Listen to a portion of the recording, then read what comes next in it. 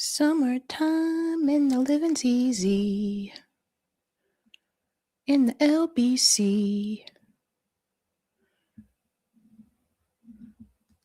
Summertime and the living's easy.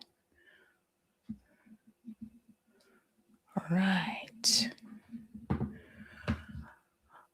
Here we go.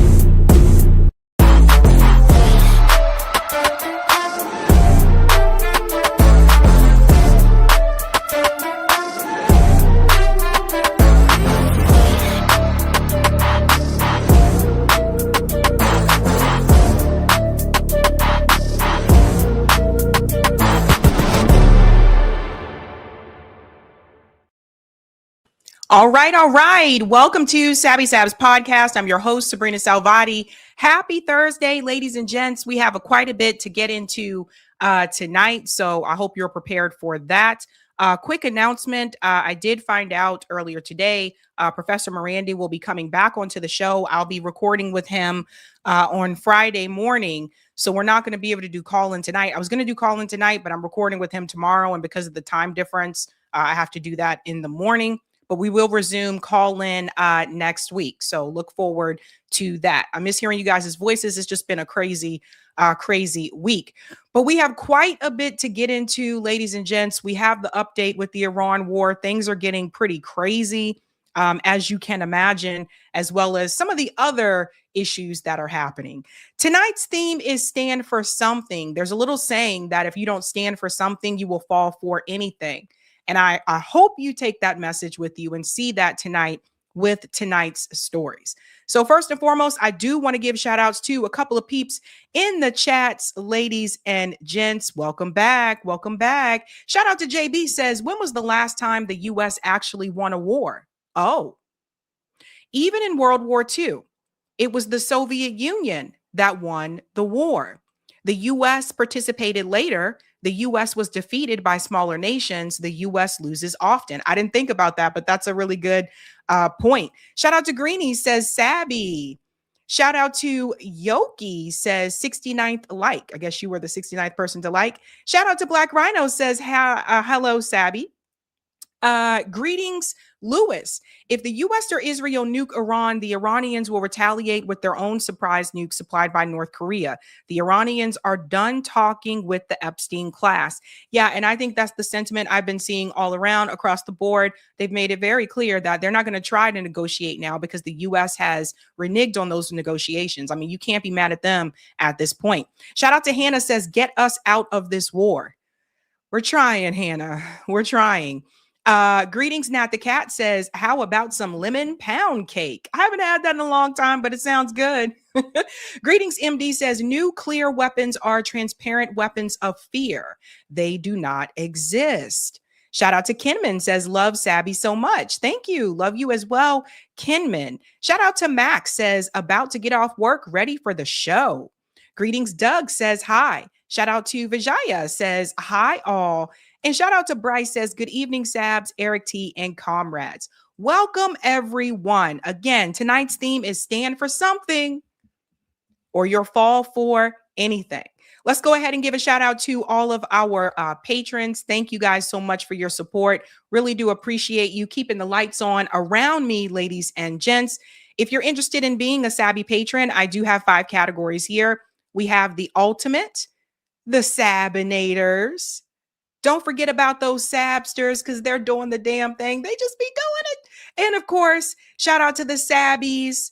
They're cool as well. Now you guys got me thinking about lemon pound cake. Like I really haven't had that in a long time, but it sounds good right about now, right? And last but not least, I also want to give a shout out to the members. All of their names are listed here, and you can also see their names scrolling across the bottom of the screen there on the ticker. I do want to give a special shout out to new Sabby patrons. We call them newbies. Let's give it up for Ruth Hagen, Hippie Girl, and Hazel. Thank you. Thank you so much and welcome. I was listening to Sublime earlier. I don't know if everybody in the chat remembers Sublime, but Sublime was like kind of like ska, reggae, rock, funk band. I don't know. It's a mixture of different things. I actually saw them at Boston Calling last year, which won't be happening this year, but it's a big music festival that happens here in Boston. And they were one of the artists that were there. And the band is now led by Brad Noel's son, who looks just like Brad Noel. But I was listening to Sublime earlier, and that really took me back. Logically says, I just added Sublime to my music library, rebuilding to get away from Spotify. Yeah. Uptight said lemon cake with lemon icing is the business. See, now I want the lemon pound cake. Arcane said Sublime was one of the best 90s bands. Yeah, it was just a different sound, you know? And they were West Coast. I believe they were from Long Beach, and they definitely had like that West Coast sound. But it makes you wonder where that band would have gone if Brad Noel didn't die, right? You said stoner music. Oh, Amanda. Yeah, but I love me some Sublime. 311's pretty cool too. 311's pretty cool, but not as good as Sublime, though. I think my favorite Sublime song it's probably a tie between the Down in Mississippi song, Down in Mississippi where the sun beats down from the sky. I like that one, and Santeria. I think it's a tie between those two for my favorite. Anyway, enough about music. Let's show you what we are going to discuss tonight, ladies and gents. Let's go ahead and flash that thumbnail to you, folks. We could talk about music all night. I will be here all night. Tonight, we are discussing Iran hits back. This is after Israel and the U.S. attacked South Pars, which is a large oil refinery. This is a big deal. Iran did hit back. We're going to talk about those attacks that happened to the Gulf states.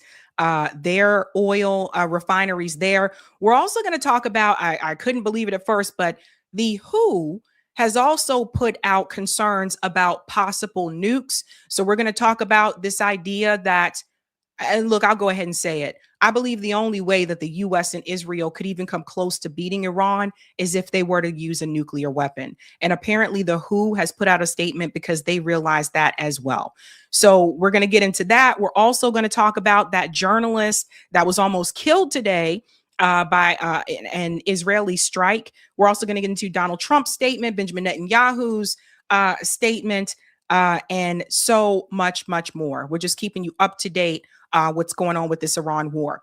We're also going to discuss Tulsi Gabbard has finally testified in front of Congress, and she's been caught in a multitude of lies as her role as DNI. Ladies and gents, it does not look good for Tulsi. You have to ask yourself what's going to happen to some of these people after this administration is over, right? People like Tulsi, Kash Patel, Pam Bondi. Think about that for a second. Believe it or not, we just talked about Joe Kent on Tuesday. Tucker Carlson interviewed him. I saw it Wednesday night. And apparently, right after I saw that interview, I saw the news segment break that the FBI, meaning Kash Patel, they are now investigating Joe Kent. This is the guy that was the head of counterintelligence. He decided to, counterterrorism. He decided to resign just a couple of days ago. And now it appears they are coming after him. Anyone that doesn't bend the knee. We're also going to discuss Hakeem Jeffries seems to be facing a bit of a struggle within the Democratic Party in Congress. People are speaking out. There are some voices that do not want him to be speaker. We're also going to talk about his recent endorsement and why it seems like people continue to hold the line for Hakeem. And last but not least, well, if you were a conspiracy theorist or you were called a conspiracy theorist about weather modification, there is a new report about a CIA file that has now been unclassified. It goes all the way back to LBJ, Lyndon B. Johnson there, that it appears you may not have been a conspiracy theorist after all. So we're going to get into all of that, ladies and gents. Before we dive in, if you can do me a solid and smash that like button, thank you very much. And if you're new, do me a favor and like, sub, and share just like a Care Bear. Thank you so much. Again, tonight's theme is stand for something and you'll fall for anything. This all starts here with Tulsi Gabbard. We have been asking for quite some time, especially since this war started with Iran and, of course, the kidnapping of Nicolas Maduro in Venezuela. Where is Tulsi Gabbard and why is she so quiet? Well, she's no longer quiet now. She just testified in front of Congress. And yes, they caught her in a multitude of lies. Before we get to that, I just want to take you back to what Tulsi said when she was running for president in 2020. Here's what she said about Donald Trump and a war with Iran. Trump promised to get the U.S. out of stupid wars, but now he and John Bolton are on the brink of launching us into a very stupid and costly war with Iran. Join me in sending a strong message to President Trump. We must not go to war with Iran. Tulsi Gabbard, 2020. President Trump promised us during his campaign to get the United States out of stupid wars. Obviously, the war in Iraq was a big, fat mistake. We should have never been in Iraq. We have destabilized the Middle East. We will stop racing to topple foreign regimes that we know nothing about. But he's on the brink of launching a very stupid and costly war with Iran. We have to stop President Trump from starting a war with Iran. The president is listening to his national security advisor, John Bolton, and other war hawks in his administration who have championed the war with Iraq in the past and who've been pushing for war with Iran for years. Our goal should be regime change in Iran. There is a viable opposition to the rule of the Ayatollahs. The only solution is to change the regime itself. Bolton and others lied to us about the war in Iraq. They said that Saddam Hussein had weapons of mass destruction and that he was going to give them to al-Qaeda. Now, that war was devastating. Over 4,000 of my brothers and sisters in uniform were killed. Hundreds of thousands of Iraqi civilians killed. Trillions of our taxpayer dollars wasted. And al-Qaeda and ISIS were strengthened. But to this day, John Bolton says that that disastrous war in Iraq was the right decision. I don't think there's any question that the decision to overthrow Saddam Hussein was the correct decision. So now we're being lied to again, as Bolton and Trump push us closer and closer to a war with Iran that would prove far more costly and devastating than anything we experienced in Iraq. It would result in far more American troops being killed and injured, cause great suffering for the Iranian people and others in the region. It would exacerbate the refugee crisis in Europe and risk direct U.S. conflict with Russia, conflict that could easily lead to nuclear war. So join me in sending a strong message to Donald Trump. The U.S. must not go to war with Iran. Well, the interesting thing is in 2020, when Tulsi Gabbard made this ad and that statement, she was correct that the U.S. should not go to war with Iran. She was correct when she said it would escalate relations with Russia and China as well. She was actually right.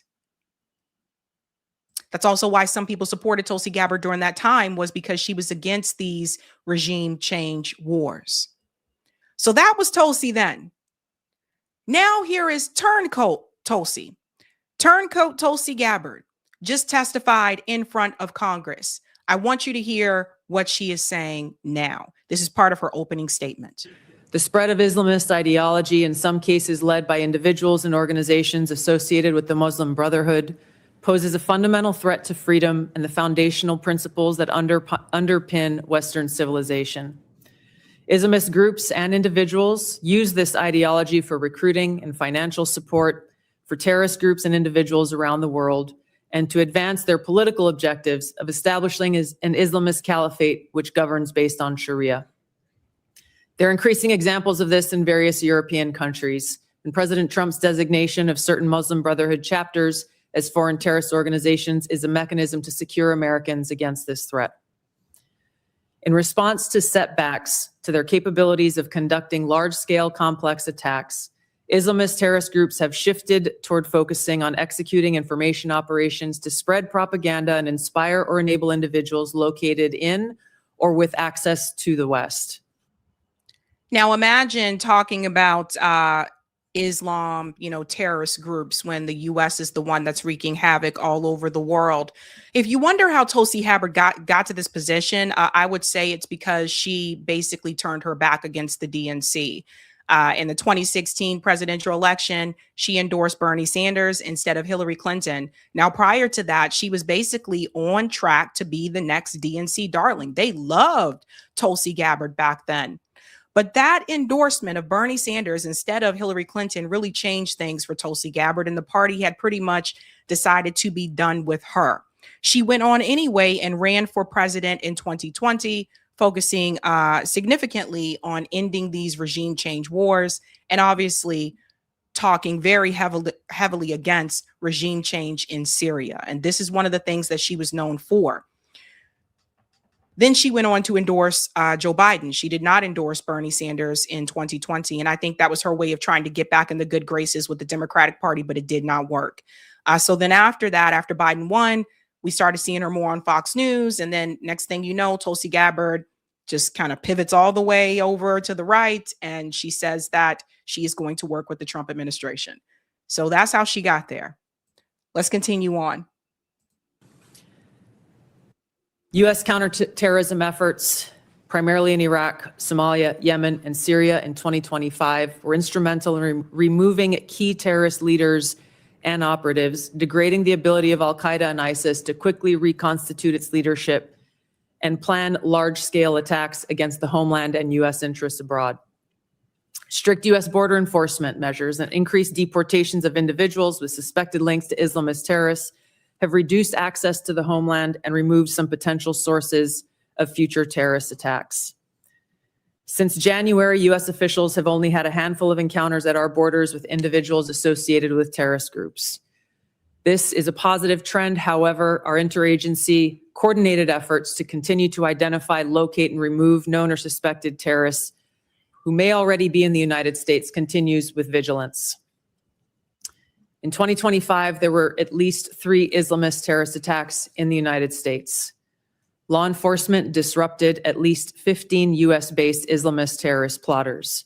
Roughly half of last year's disrupted plotters had some online contact with Islamist terrorists inspired by Islamist foreign terrorist organizations abroad. She's referring to the false flags that we called out. That's what she's talking about. For example, in the recent attempt to attack a synagogue in Michigan, the shooter had familial ties to a Hezbollah leader. Al-Qaeda and ISIS pose the biggest threat to U.S. interests overseas in parts of Africa, the Middle East, and South Asia, where these groups operate. In the Middle East, AQAP in Yemen, ISIS-K in South Asia, and ISIS in Syria are among the most likely groups conducting external plotting. ISIS, we all know, as of today, I told you before that ISIS basically was promoted by Israel, right? So Tulsi Gabbard reads these things and she knows better. She's military. She knows how this actually works. She reads these things, but she doesn't get into the details of it all. You don't have ISIS without the overthrow of Saddam Hussein. When the US came in and they overthrew Saddam Hussein, that opened the door to ISIS. And what we found out years later is that ISIS was basically backed by Israel. Makes sense, doesn't it?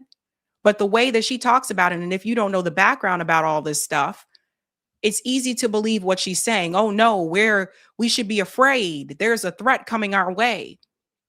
Nobody's really coming after the United States. It's the United States going after everyone else.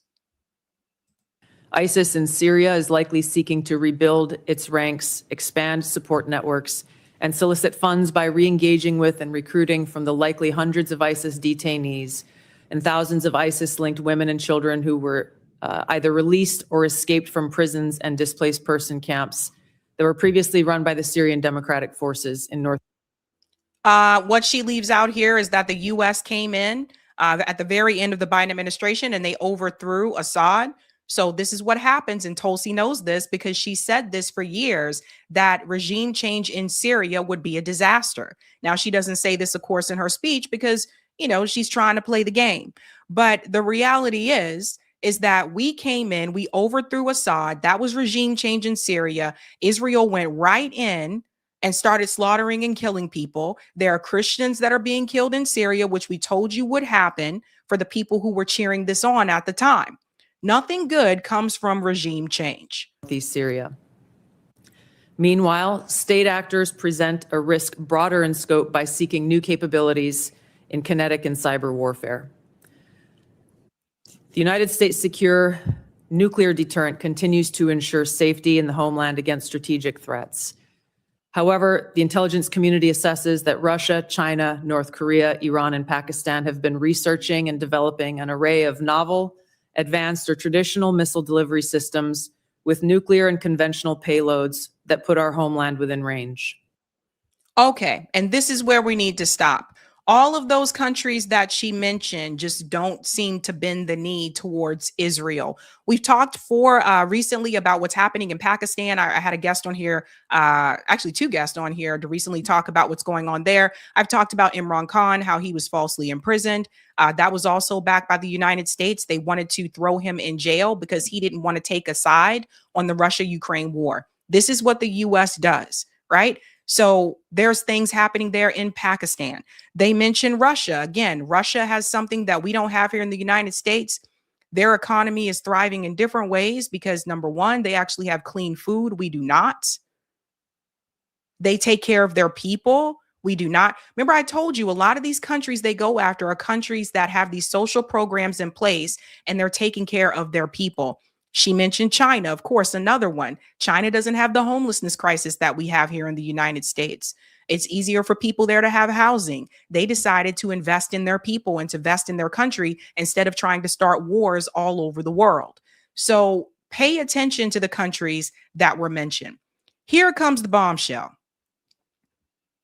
Because, of course, while Tulsi was there, she is going to be questioned about the Iran war.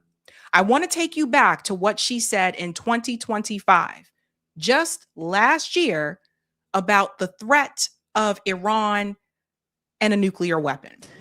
The IC continues to assess that Iran is not building a nuclear weapon, and Supreme Leader Khamenei has not authorized the nuclear weapons program that he suspended in 2003. The IC continues to assess that Iran is not building a nuclear weapon, and Supreme Leader Khamenei has not authorized the nuclear weapons program that he suspended in 2003. And here's the thing. Ali Khamenei, that's what I told you. Like, he was one that was a little bit more willing to negotiate and kind of see how he can work with the United States.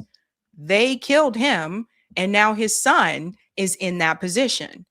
So these leaders that Israel and the U.S. have been killing in Iran, some of them lean a little bit more moderately where they were willing to try to negotiate and work things out.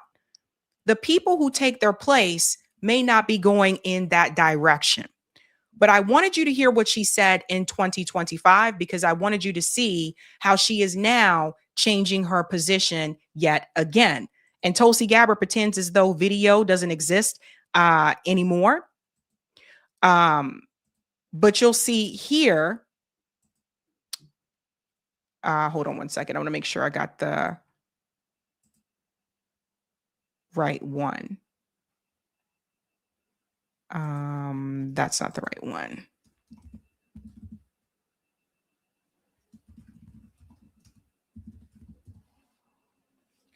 In her recent testimony, she said,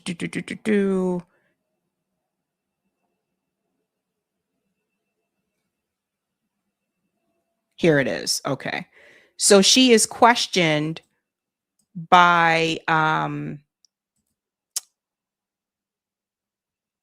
John. This is the guy who ran in Georgia. I want to show you this here to show you what Tulsi Gabbard is saying now. Was it the assessment of the intelligence community that there was an imminent nuclear threat posed by the Iranian regime? The intelligence community assessed that. Was it the assessment of the intelligence community that there was an imminent nuclear threat posed by the Iranian regime? The intelligence community assessed that Iran maintained the intention to rebuild and to continue to grow their nuclear enrichment capability. Was it the... Okay, let's pause here for just a second. This is the exact opposite of what Tulsi Gabbard said in 2025, what I just showed you. She said that it did not present any type of threat. They were not building a nuclear weapon, but now she is saying the exact opposite. So this is John Ossoff. That's why he's questioning her about this. Listen very, very carefully. By the Iranian regime. The intelligence community assessed that Iran maintained the intention to rebuild and to continue to grow their nuclear enrichment capability. Was it the assessment of the intelligence community that there was a, quote, imminent nuclear threat posed by the Iranian regime? Yes or no? Senator, the only person who can determine what is and is not an imminent threat is the president. False. This is the worldwide. This is the worldwide. So Tulsi Gabbard already had a talking to from the Trump administration before she went into this hearing, because in 2025, that was not the response. In 2025, she didn't respond and said, well, the only person who can assess that is the president of the United States. She looked right there at the camera and told people that Iran presented no imminent threat and they were not building a nuclear weapon. Now she's trying to say something completely different. Now she's trying to get people to believe that she can't even make that determination. False. This is the worldwide. This is the worldwide threats hearing where you present to Congress national intelligence, timely, objective, and independent of political considerations. You've stated today that the intelligence community's assessment is that Iran's nuclear enrichment program was obliterated and that, quote, there had been no efforts since then to try to rebuild their enrichment capability. Was it the intelligence community's assessment that nevertheless, despite this obliteration, there was a, quote, imminent nuclear threat posed by the Iranian regime? Yes or no? It is not the intelligence community's responsibility to determine what is and is not an imminent threat. Okay. That is up to the president. Here's the problem. Based on a volume no, of it is precisely that he receives. It is precisely your responsibility to determine what constitutes a threat to the United States. This is the worldwide threats hearing. So does everybody see what is going on now? So here's the thing. I call her turncoat Tulsi because this is what she does. And you'll see also here during this hearing, when she is questioned about the Strait of Hormuz, listen to what she says. Contradict the president. The president continues to say as well that, you know, he had no idea, was shocked that the Iranians had moved to take over the Strait of Hormuz. Did you provide any intelligence that would say that it would be that it was not likely that the Iranians would try to move on the strait? I'm not aware of those remarks, and I think those of us here at the table can point to the fact that historically the Iranians have always threatened to leverage their control over Why would the the president say he was amazed? I'm not aware of those remarks. What about the comments the president made that thought that he was surprised again? Reports contradict. So she's not aware. So let me just refresh your memory, ladies and gentlemen. This was Donald Trump just the other day. And power. Look what happened in the last 2 weeks. They weren't supposed to go after all these other countries in the Middle East. Those missiles were set to go after them. So they hit Qatar, Saudi Arabia, UAE, Bahrain, Kuwait. Nobody expected that. We were shocked. We just talked about this the other day, right? So I knew about it. You guys knew about it. But Tulsi Gabbard, who works right there in the Trump administration, was not aware of this at all. So here's where we come in and we say a stand for something, right? If you don't stand for something, you will fall for anything. If I was Tulsi Gabbard, I would resign. And here's the reason why. This is a sinking ship. There's a reason why Marjorie Taylor Greene was the first one to say, I am out. And you see more starting to follow. because she saw the same damn thing. It's a sinking ship. She saw that she would not be able to get anything done in Congress under this administration because this administration went back on the promises that it made to the people who went out there and voted for them, right? Now, I didn't believe Trump to begin with, but many people did. And so Tulsi Gabbard, if she wants to stand for something, the thing to do right now would be to resign. And I'll say it again. And, you guys let me know how you feel. But I will come out here and say it again. What is going to happen to all of these people when this administration is over? What happens to Tulsi Gabbard? What happens to Pam Bondi? What happens to Kash Patel? Where are all these people going to go? And I'd question, if some of them wouldn't be brought up on charges once they're no longer a part of this administration. The other damning part here comes from Mark Kelly. Dr. Sam Youssef shared this. Unbelievably insane. Trump is selling American national security briefings. So listen to what she says here. And I just want to point out something that was released about 6 days ago. This is a fundraising email from the president of the United States. And in this email here, where there's multiple links to donate money, it says, as a national security briefing member, you'll receive my private national security briefings. Director Gabbard or Director Radcliffe, do you think the public should be able to, supporters of the president should be able to pay and receive his private national security briefings? I assume these are briefings, Director Radcliffe, that you provide to the president that is now going to be provided to somebody who makes a regardless donation. of what that I don't know what that document is, but regardless of what it says, it didn't happen. Oh, no, this is new. But what I'm telling you is that the Hatch Act would prevent me from an apolitical role from engaging in that. I'm not aware that anything like that happened. Yeah, this says unfiltered updates. So, Director Gabbard, do you have any comment on whether unfiltered updates of private national security briefings should be made to individuals that donate to the president? I'm not familiar with that document, and It's been made very public 6 days ago. We'll get you a copy here because I agree with you, Director Ratcliffe, that the Hatch Act should prohibit this type of conduct. Donald Trump is going to take all of these people down with him. That's why I said the best thing to do is to get out now while you can, because it is a sinking ship. So the question is Tulsi Gabbard going to stand for something or fall for anything? Shouldn't have gone over to the dark side. Shouldn't have gone over to any side. She could have just withdrawn herself from politics altogether. And she could have written books and give speeches, travel across the country and have speaking engagements or something like that. But this is not it. Let's go to some of the comments here, ladies and gents. Shout out to Survivor 58 for becoming a new member. Let's give them a big whoop, whoop. I'm a survivor. All right. Thank you, Logically Dashing, for the super chat. I saw anti-war and anti-ice game devs in San Fran. Interesting. Thank you, Measured Man. Tulsi Testy lied in front of the world. Watch the pardons come out of this. A hot mess. We need guard rails. Justice by Karma says Tulsi Gabbard, the forever flip-flopping political kangaroo. Lilith, I tried to warn everyone about her. She is financially backed by the Adelson, and she was a guest speaker for Kufi in 2015. Ooh, so you were on to this early. I didn't know about that. Thank you, Till. OMG, former IDF spokesperson Jonathan Cornricus admitted that they have nuclear weapons. Norman and Pierce grilled him on PM Uncensored. And I think it's always been known, right? Like they don't want to admit it, but we knew. Thank you, Kevin. Sublime. I smoked 2 joints. Oh, yeah. I smoked 2 joints original by the Toys from Grants Pass, Oregon. Thank you.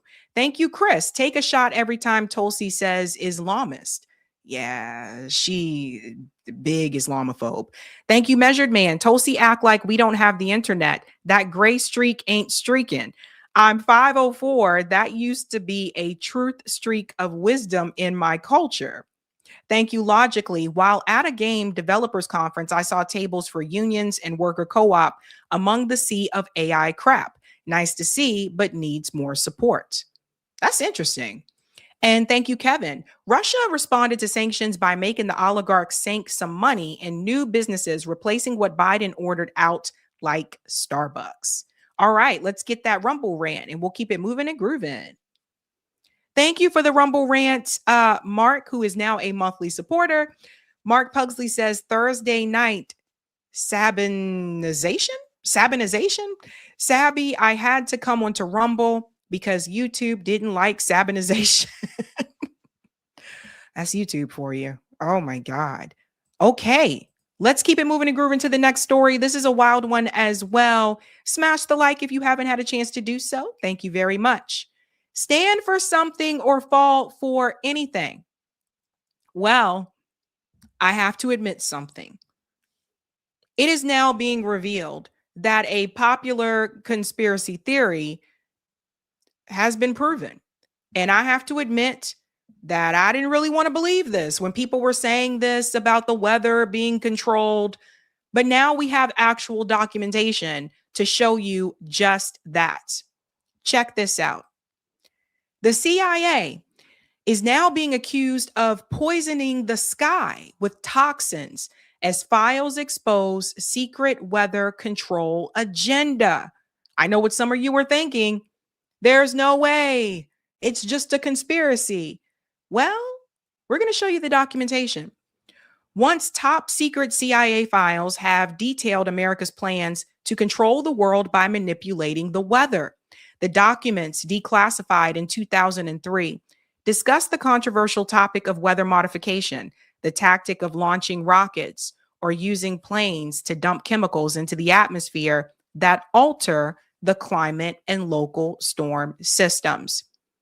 Although the resurfaced documents from 1965 did not mention the specific chemicals used in the experiments, they did discuss the need for more funding of the weather modification projects that would soon be used as a weapon of war.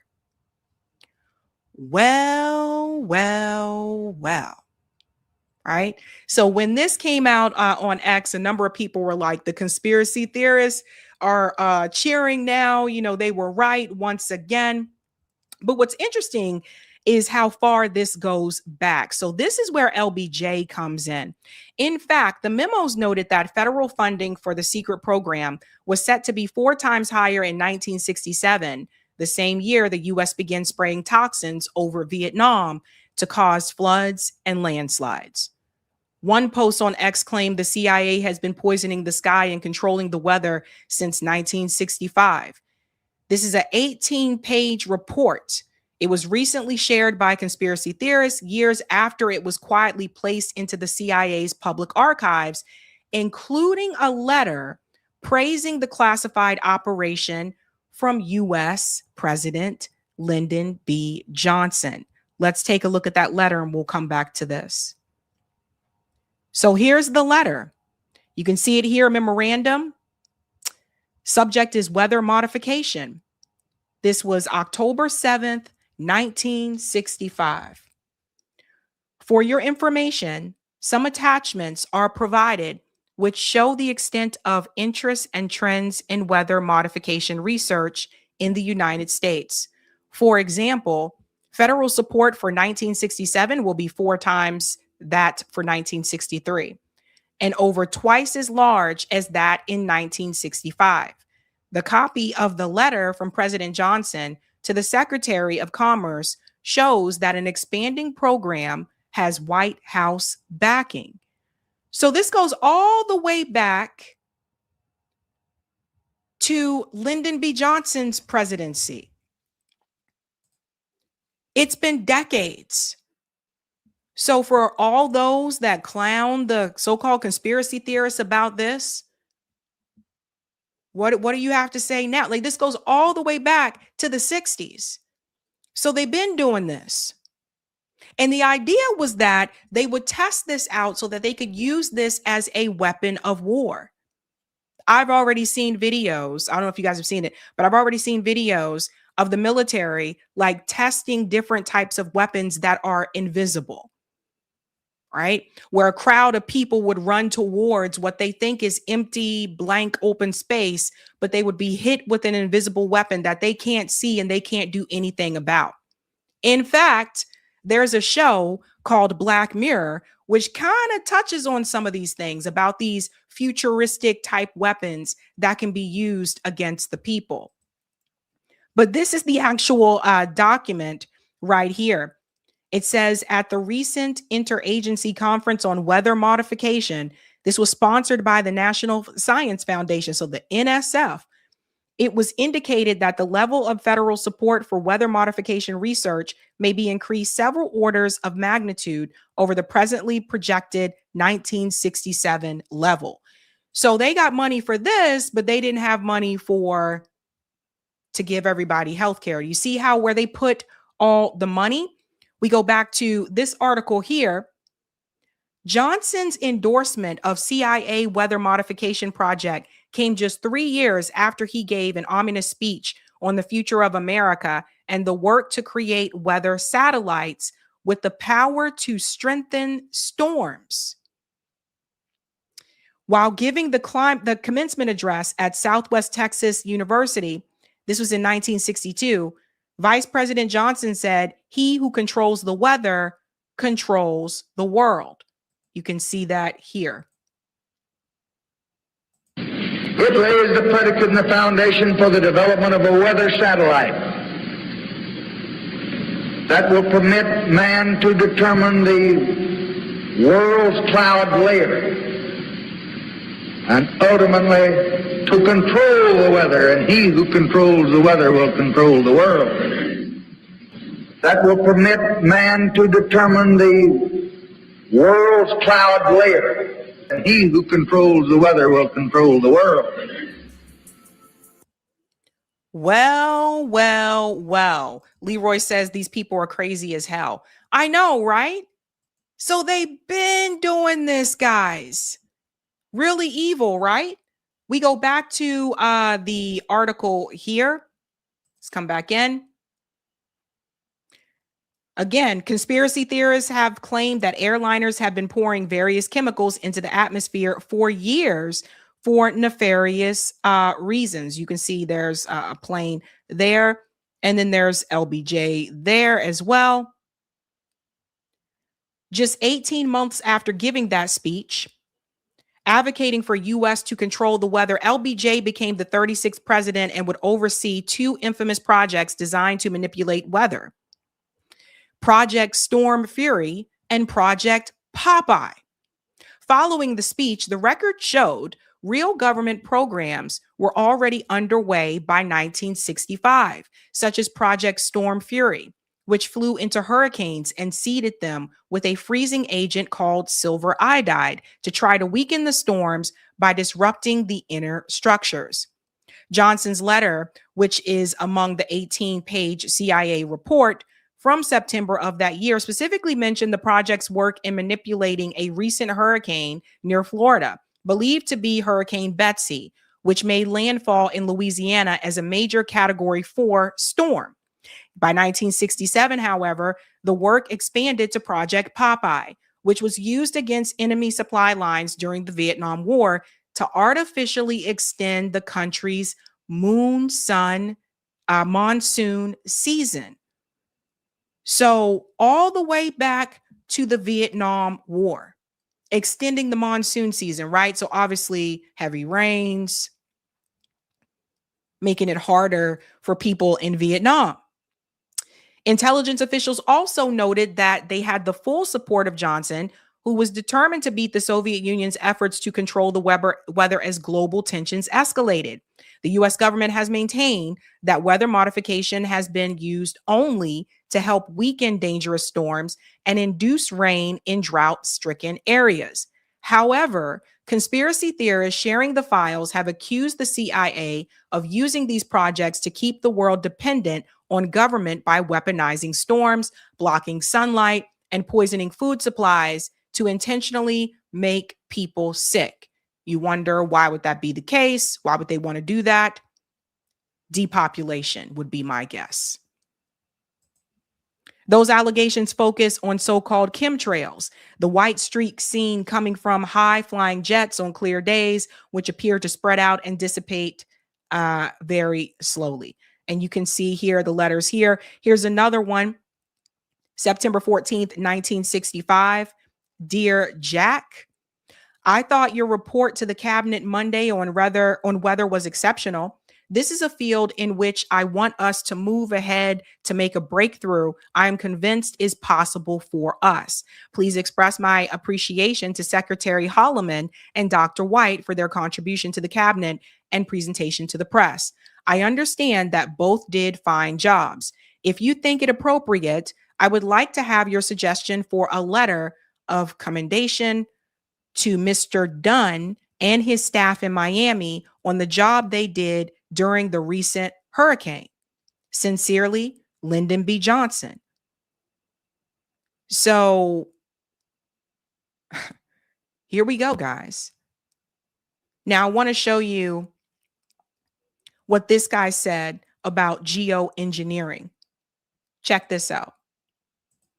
Allows militaries to command and control the battlefield, to throw communication signals much further and more efficiently in an ionized atmosphere. So power, profit, and then the most troubling one, and this is very hard for people to get their minds around, what we might call population control. To control the weather, and he who controls the weather will control the world.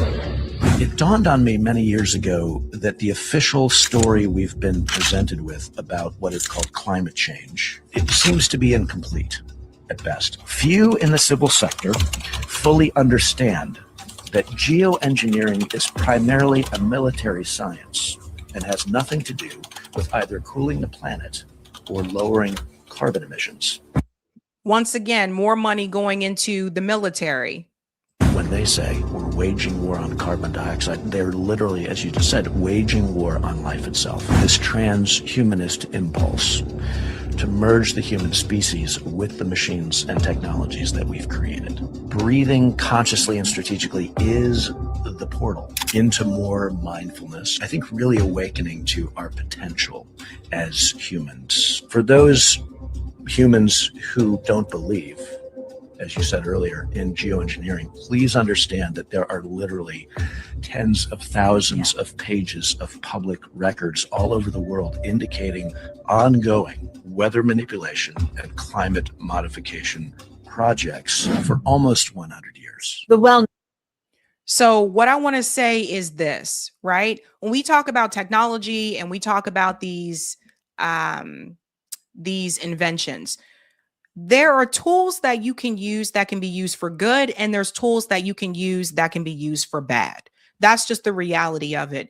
This is obviously something that's not used for good, right? So they're using this as a tool for the military. The military is always trying to find different ways to create different types of weapons, of course, to go against who they consider to be the enemy. And I've been paying attention to the way that a lot of the technology has been mapping out. Been paying attention to some of the robotic attributes as well. There is a company here in Boston called Boston Robotics, and they've been working on some things that some of you probably wouldn't even believe. These robot dogs that you may have seen in the show Black Mirror, those are actually real. They've been used before. I mean, it's so many things that they've been working on. And my biggest fear is that, number one, I feel like we're going to get to a certain point where the machines may be more important than humans, more important than man, right? What if there's no way to control them later on down the road? These weapons that they're talking about, these military weapons that they want to use, they may not just be used during wartime. They could also use those weapons against us. For example, if you've been paying attention to what's been happening economically in the United States, you can see that the U.S. empire has been in decline for quite some time. I don't think it ever got back to where it originally was before the 2008 housing crisis. That's just my experience. But I predict it's only a matter of time that if this country's government doesn't start operating for the working class instead of operating for the Epstein class, it is my prediction that at some point there is going to be unrest in this country. We've heard of course, the American Revolution, but I think this is going to be a whole different level. When it gets to the point where people barely have enough to take care of their families, and it starts to impact people that are not impacted right now, and it goes further, at some point, I do think that people here will revolt. And one of the ways I think that the military will be able to, stop us, the government will try to stop us, is by using these weapons that they're designing right now, the invisible ones, the ones you can't see. Everybody knows that they have guns, they have tanks. We're familiar with the National Guard, etc. But they have been developing weapons that are invisible. And that is when I think they'll try to use those things against us. And that will be a really scary time, right? So when people say, and this is something I've brought up before, when people say, just go out there and just revolt or whatever, you got to understand, it's not just like the police that they will send after you. It's not just the National Guard. The military has weapons that they can use on an entire crowd of people and put that to a stop immediately. So they've been preparing for this. They know this day is coming. That's why the Epstein class has bunkers. All these billionaires, they have bunkers. Bill Gates has a bunker. Mark Zuckerberg has a bunker. So when that time comes, they have a place that they can retreat to, and nobody's going to come, revolt on them. They will be protected. So I tell people, always get prepared for those types of things. This is another one here where they talked about the future of Jamaica with this type of science. Before we conclude that Hurricane Melissa is just another man-made disaster for a land grab, let's just look at history and see who benefits. First, the Maui fires. Yes, asset management firms bought up a large part of what was destroyed. Oprah also got a big chunk of land. Second, Malibu. With the new permit regulations, it's practically impossible to rebuild. Now guess what comes in? Third, Hurricane Helene in North Carolina. Yes, BlackRock increased its position in Albemarle a few days before they received $250 million from the government to boost lithium production. Residents were protesting, hurricane hits, agenda moves along. You can also find them buying land in Ukraine and Gaza and anything that looks like a disaster. Now, the timing sometimes could just be a coincidence, but this is one of the forms of gentrification that isn't talked about as much. And that is disaster areas. When there's a hurricane or an earthquake and all these homes have been wiped out, and companies like BlackRock and rich people like the billionaires, the Epstein class, they come in and now buy that land, which is a lot cheaper now. The value has decreased because the land has been destroyed. They come in and buy it and they build what they want on it. And it's usually something that the people who live there can no longer afford. And that's how those people get kicked out. Some of this happened after Hurricane Katrina in New Orleans as well. Developers came in and they bought that land that was destroyed by Hurricane Katrina. And then some of the people, the families who grew up there, who had been displaced during that time, couldn't afford to move back to that neighborhood in New Orleans. So the disaster bankroll, I guess I would say, there is money in disaster, just not for us, not for the average people. Now this takes us to Jamaica. There is indeed a UN-backed smart city plan called Vision 2030 to connect Jamaica to the grid for digital IDs, surveillance, compliance, etc. Okay, but is it possible? Can they really manipulate the weather? The short answer is yes. You can find weather manipulation patents. There's Project HARP. There is cloud seeding technology. You can listen to a speech by ex-CIA Director John Brennan telling you all about it. So are these disasters just coincidences? Probably not. Because like Lyndon B. Johnson said, he who controls the weather controls the world, right? So when we say stand for something, right, that means even for the people that are called the conspiracy theorists too. A lot of times people hear that term conspiracy theory and they're like, those people are nuts and they're crazy, loony or whatever. But a lot of times what you'll find is that there tends to be even just sometimes a kernel of truth to a conspiracy. So look into those things and don't be so quick to write people off. A lot of people are like, oh, Pizzagate and all this stuff is just a conspiracy and all that stuff too, or these rituals are just a conspiracy. But then as we looked further into the Epstein files, you started to see, no, it was not a conspiracy. These things were actually happening. So let's not be so quick to, and this is something I had to teach myself as well, let's not be so quick to just call people loony, nutty, and just to write them off, right? So we got to stand for something so that we don't fall for just anything. Think about that for a second. Eric, we can go to the next part for Type VNC. Let's go to the chat questions here. Thank you for the super chat, Lewis. Happiest guy in the room is Charlie Kirk Assassin. Interesting. Thank you, Measured Man. Won't he do it? I need all of you to apologize for the last 7 years calling me crazy. I told you seating, I know pilots. Yeah.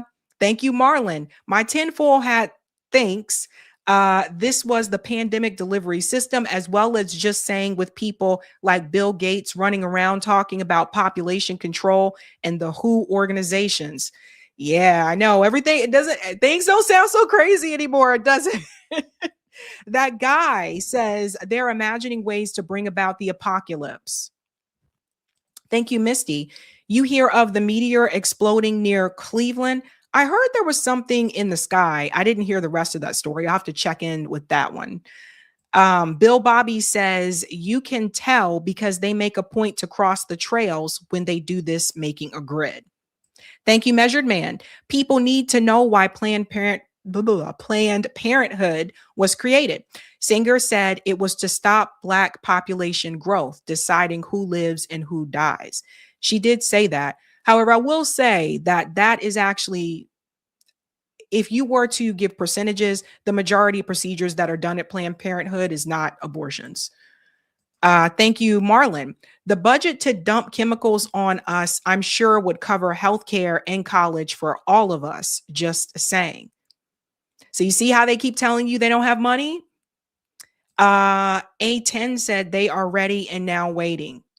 Measured Man said, my family lost lots after Katrina. Yeah, oh, so we got some Katrina people in the chat. Oh, yeah, Bayou City. Yep, Sabby. I'm one of them Katrina kids. Thank you, Resurrect. Tornado ripped an econ depressed area in St. Louis, May 2025. Logically, thank you. Are we ruled by mad scientists and super villains? Seems like it sometimes. Let's get the Rumble rant there, and we'll keep it moving and grooving.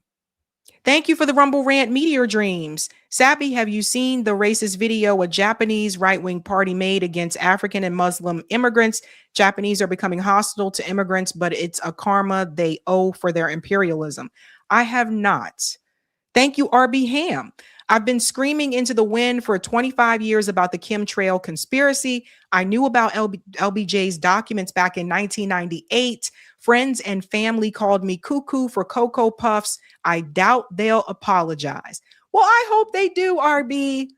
I hope they do. Thank you, Mark. Weather manipulation was the power that the villains had over the world in 1966 movie Our Man Flint. Huh. I never saw that. Have to check that out. Okie dokie. And thank you for the super chat, Lewis. By the way, a very happy belated birthday, Sabby. Thank you. Thank you so much. 1 year older. Huh. All right, let's move on to the next story here, ladies and gents. A little bit of domestic news for you. This is an interesting story. Hakeem Jeffries apparently is having some issues with some of his members in the House. Some of his Democrat members. We've been complaining and voicing our concerns on the outside about how, Hakeem Jeffries is a puppet of AIPAC, a puppet of Israel, doesn't meet the moment, doesn't hold the line. He's doing what he's paid to do. But now it appears some of the Democrats have issue with Hakeem Jeffries. Check this out. Jeffries faces a growing threat of a 2027 rebellion. And for those who don't know about Hakeem Jeffries, I just got to let you guys know, when you hear him say things like Israel is the sixth borough of the United States, Hakeem Jeffries comes from a family that is pro Palestine. His uncle, Leonard Jeffries, was very well researched about the Israel-Palestine issue. Hakeem Jeffries used to wear a dashiki back in the day in college. I've shown those pictures on this show. So he's very much aware of the true story. He just chose to sell out. But let's see what's happening. Hakeem Jeffries could get caught in the undertow of the very blue wave he hopes to ride into power this November, as a growing number of Democratic candidates tell Axios they can't commit to backing his leadership. Why it matters. It is a stark reversal from Jeffries' virtually untouchable standing in the Democratic Party just a few years ago, and a sign that his path to the speakership may be rockier than previously thought.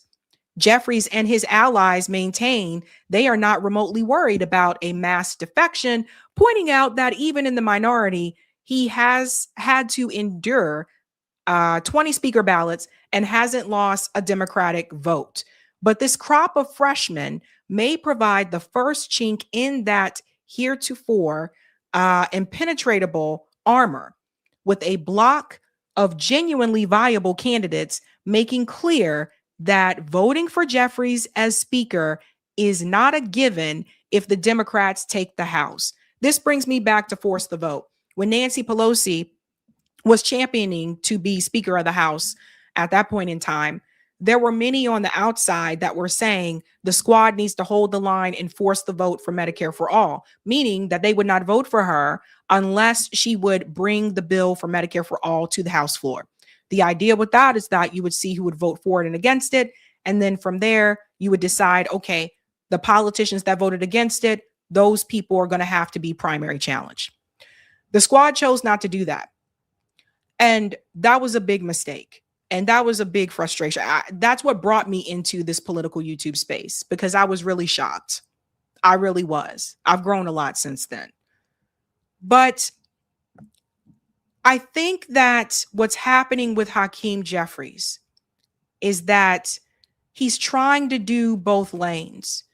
He wants to be the Speaker of the House. So Democrats will probably take back the House in November, the way things are going. He wants to be the Speaker. So he's trying to go along to get along with other members of Democrat leadership, like Chuck Schumer, who's also staunchly pro-Israel, and said that it is his job to make sure that the left remains pro-Israel.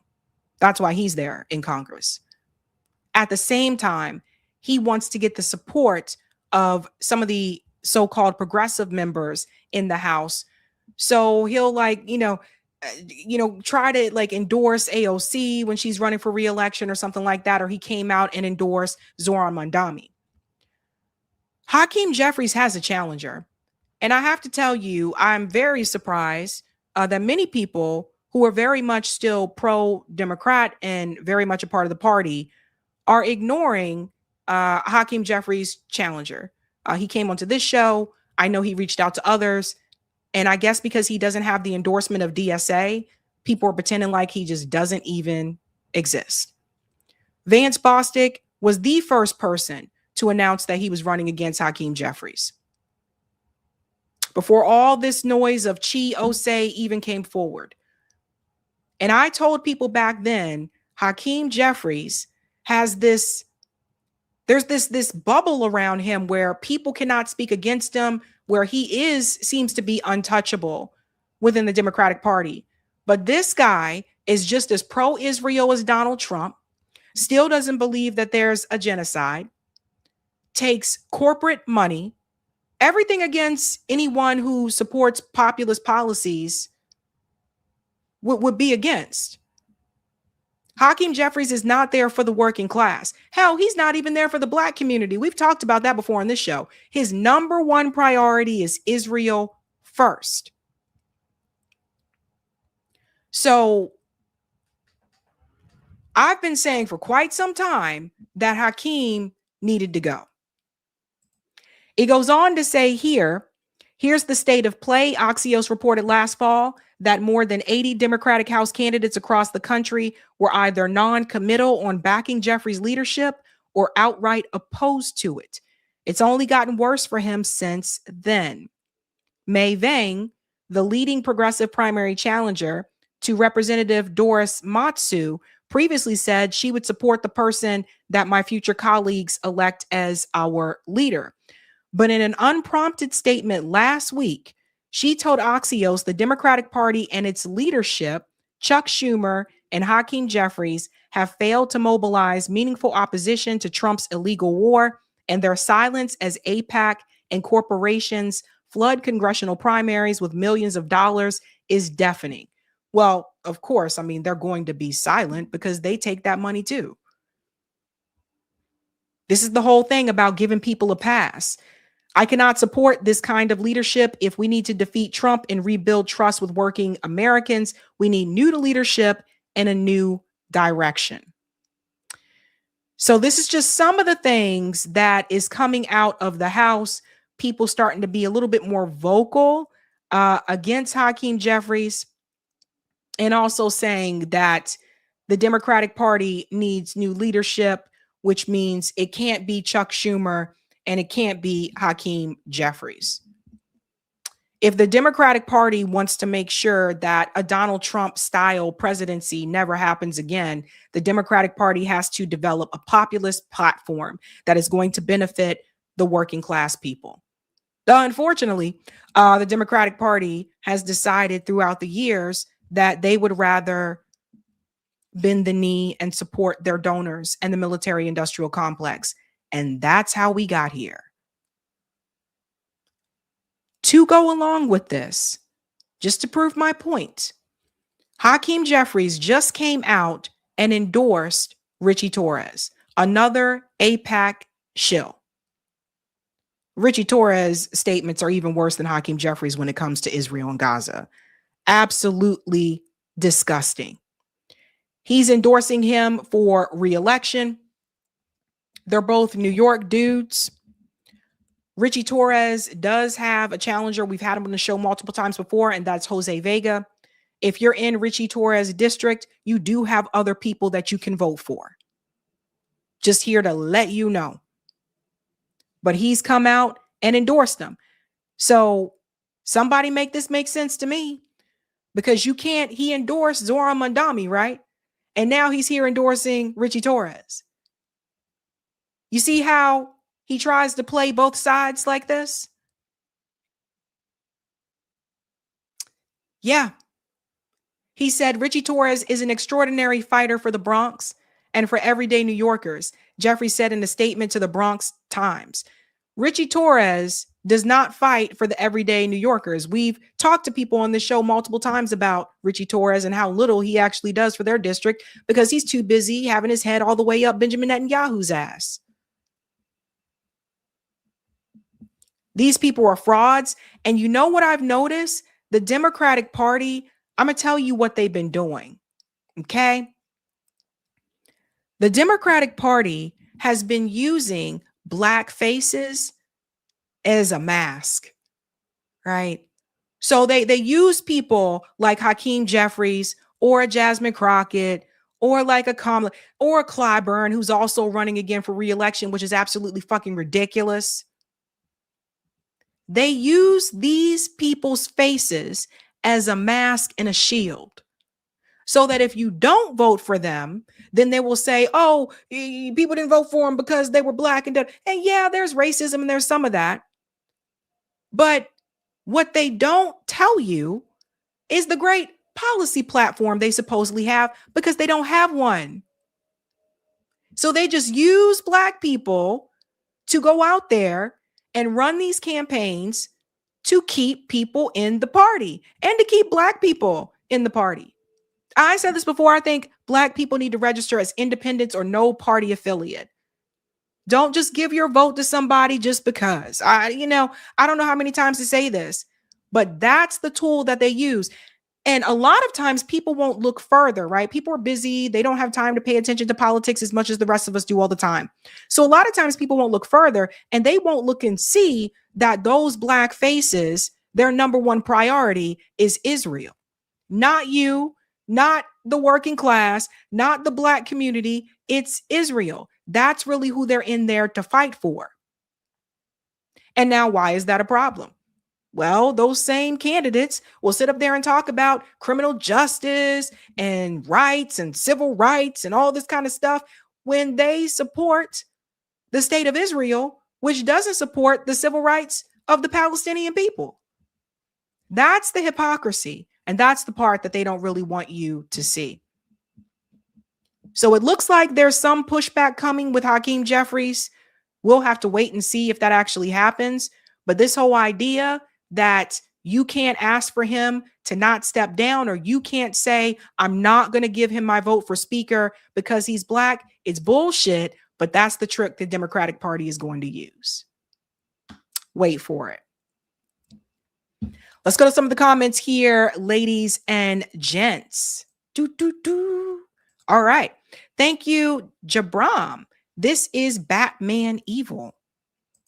Thank you, Miss. On the Internet Archive, there is a policy paper from the 80s, Silent Weapons for Quiet Wars. You won't regret reading it.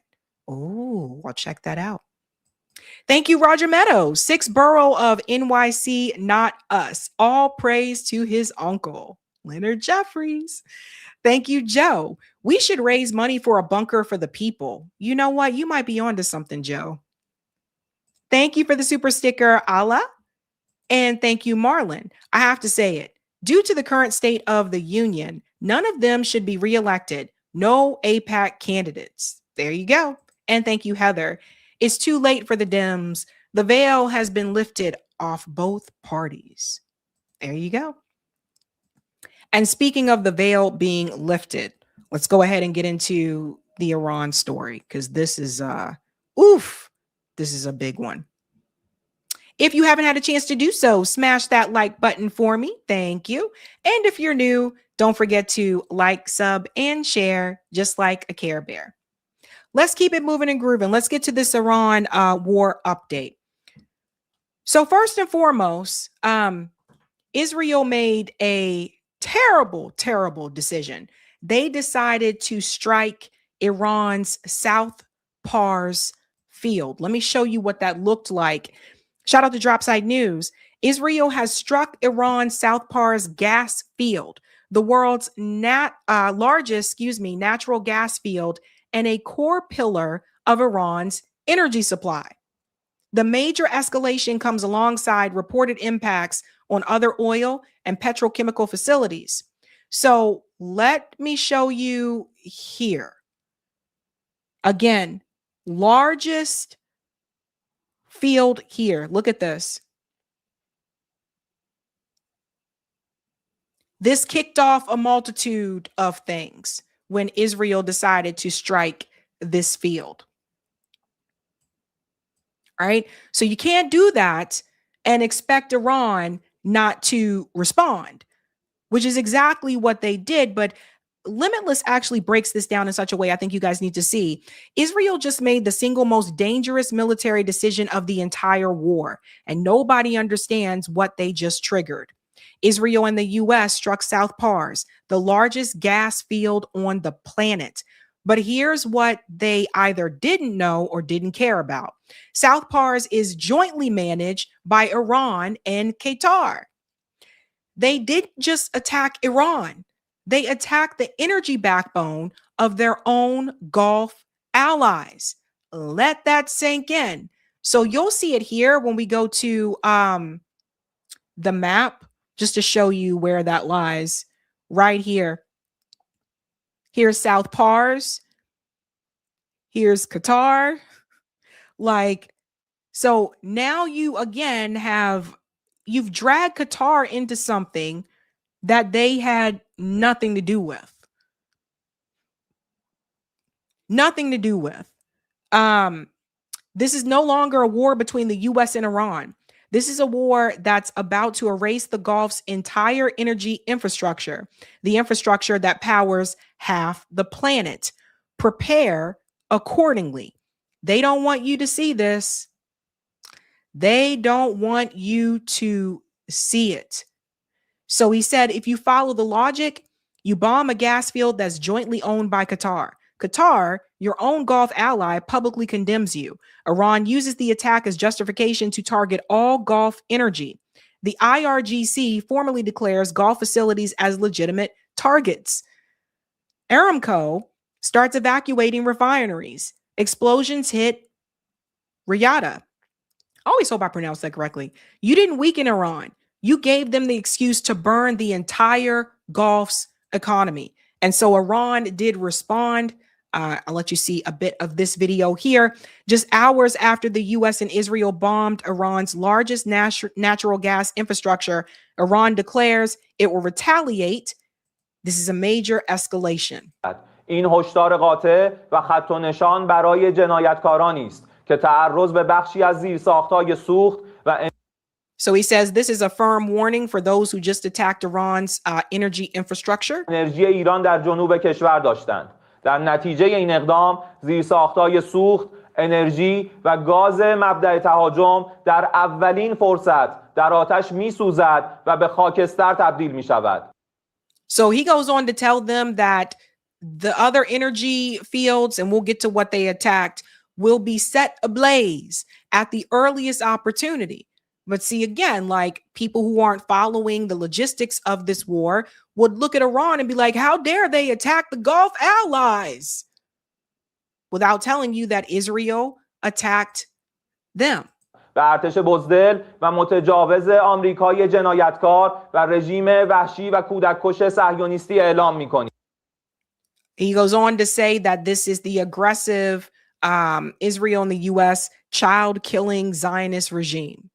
ناگزیر هستید سربازانتان را به آب انداخته و حیثیتتان را به باد بدهید. گلوی فرماندهان و سربازان شما زیر چکمه رزمندگان اسلام است. در سردرگمی راهبردی پیش رویتان واقعیت جریان صحنه نبرد مشخص است. به رخدادهای اعجاب انگیز فکر کنید. با سناریوی پیروزی آمدید در حالی که در اتاقهای فکر زیرزمینی و مخفی به This is interesting. He said you came with a victory, I guess, mentality, and now you're looking of ways to preserve your survival. So you guys get the point there, right? Okay. So the other targets here, I just want to show you here. So when Iran decided to respond, this is from Press TV, Iranian armed forces issue an urgent alert to residents near the following facilities. That was the Semref refinery in Saudi Arabia. So they sent out a warning. The Al Hassan gas field in the UAE, the Al Jabal complex in Saudi Arabia, the Masid complex in Qatar, and the Ras Laffan refinery in Qatar. So they alerted them that they were now going to respond. And that's exactly what they did. First, one of the ones that was hit was Israel's Haifa refinery here. That's another one that Israel's well aware of. Ben Gurion's airport was hit. Patrick Henningsen said, looks like all chosen flights are canceled at Ben Gurion Airport, currently getting hammered by Iranian missiles. Yeah, I'll just show you here because you know how YouTube can be. But you guys see? Ben Gurion Airport. Yeah. So, of course, right, they're going to respond. The other one here was Qatar Ras Laffan gas hub. This one apparently had extensive damage, according to Dropside News. It says that the missile strikes on Ras Laffan industrial city triggered multiple fires and caused extensive damage.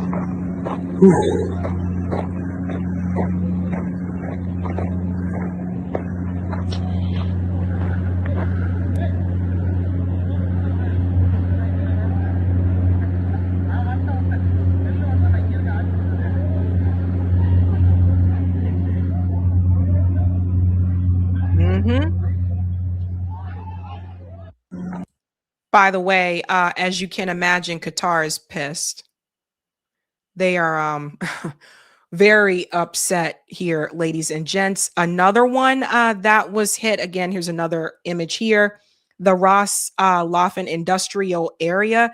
So the fire apparently went on for quite some time. They were still dealing with that fire.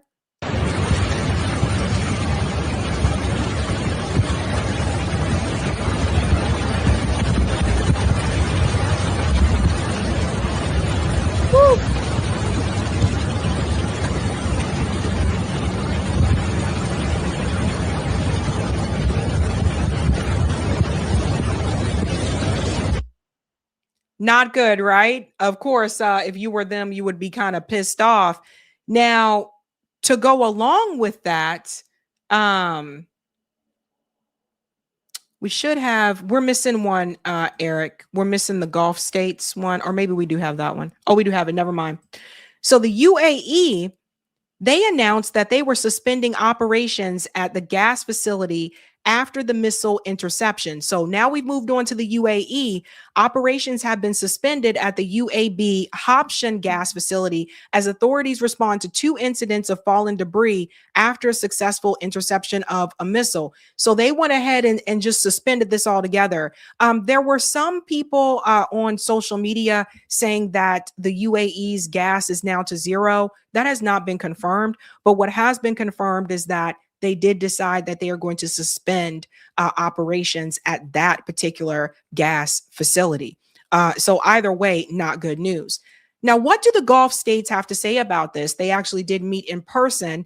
And I guess not surprisingly, instead of blaming Israel and the US, which started all of this, they decided to blame Iran. Check this out here, ladies and gents. They just met recently. Foreign ministers from across the Gulf region met in Riyadh to discuss the conflict spread. But while those talks were happening, Iran launched missiles targeting the Saudi capital. All were intercepted, but falling debris injured several people. The Saudi foreign minister accused Iran of trying to intimidate Gulf leaders and said it would not succeed. The targeting of Riyadh while a number of diplomats are meeting, I cannot see as coincidental. And I think that's the clearest signal of how Iran feels about diplomacy. It doesn't believe in talking to its neighbors.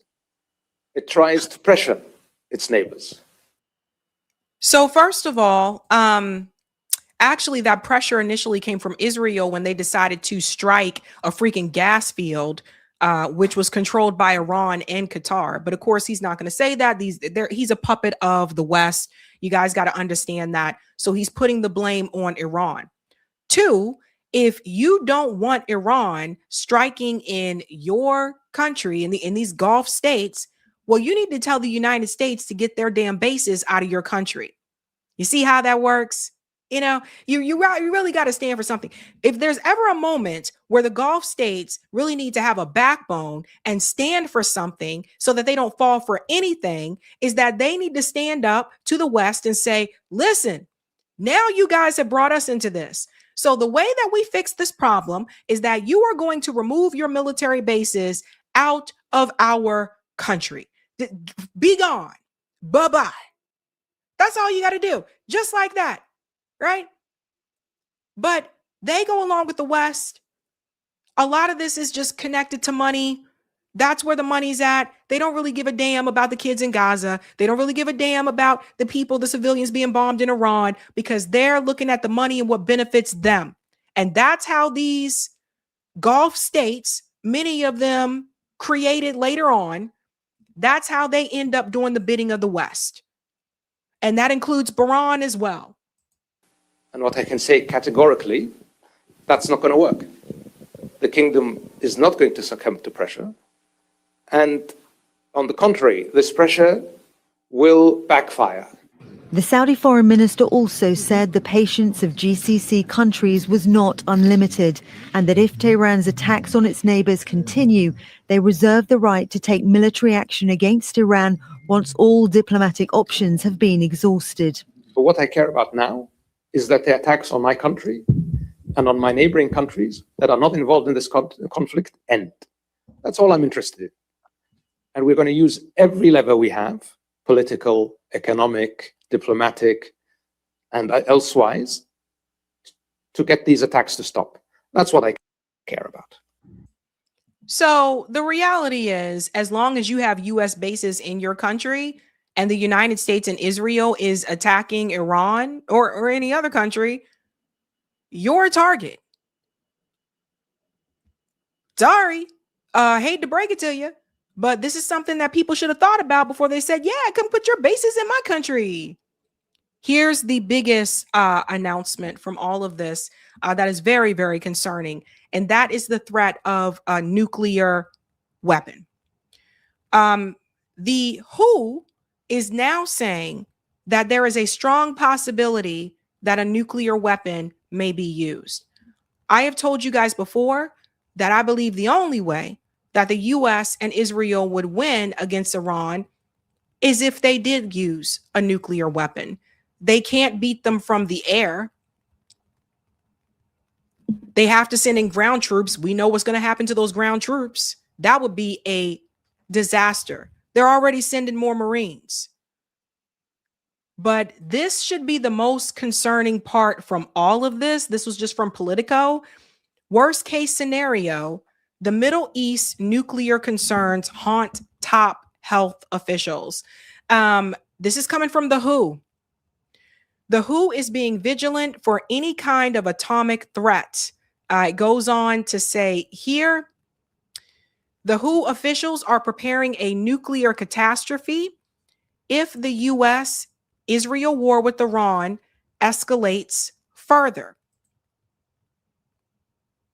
The WHO, WHO, I call it the WHO. You guys know what I'm talking about, World Health Organization. UN staff are monitoring the fallout of US-Israeli attacks on Iran's atomic sites and remain vigilant for any type of nuclear threat. And they say it right here.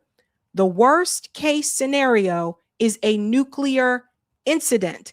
And that's something that worries us the most. As much as we prepare, there's nothing that can prevent that harm that will come. And this is my concern. We can go to the next part, Eric. This is my concern. Benjamin Netanyahu and Donald Trump are crazy enough to do that. They're crazy enough to do this shit. So if the WHO is concerned about this, that should tell you something. I don't trust any of these people.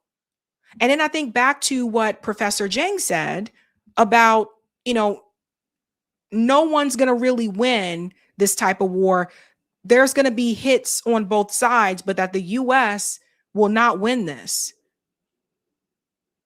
And if Israel really believes in, let's use this end time prophecy, they could use that as an excuse to use a nuclear weapon, because remember, the US knows they can't beat Iran from the air. They know they have to send in ground troops as well. A lot of those troops are going to get killed. Like I said, Iran is very mountainous. The US troops have no idea what they're walking into. They think they know, but they don't. So there's that. And then to go along with that, all of them keep saying Iran has run out of weapons, but Iran is still going pow, pow, pow. So they haven't run out of any weapons. They've been preparing for this for 20 years. And that's where these crazies might use the possibility of a nuclear weapon. That is the scary part. Then there's this. This just happened Thursday. You guys see this? A US F-35 was damaged by suspected Iranian fire, makes an emergency landing. But as Max Blumenthal, said, I'll show you this here. According to Kesheev, Iran's air defenses were flattened. So people need to explain this, right? How did this happen? And in fact, you can see it here. We won't show the whole part, but. And then it hits it there. Like I said, you guys know how YouTube is. And it's gone. But Donald Trump and Pete Hegseth told you that Iran's Air Force was wiped out. So how'd that happen? They don't even try to hide how they lie. Like they can't even lie right when you look at it. You can see other damage done here where Israel, and we got to pivot to what else is happening. Israel is bombing a residential building in Lebanon. So residential buildings that Israel is bombing. We can't show the actual bombing. You guys know how YouTube is, but I can show you just here. That's an entire building that Israel took down. An entire building in Beirut. residents, civilians.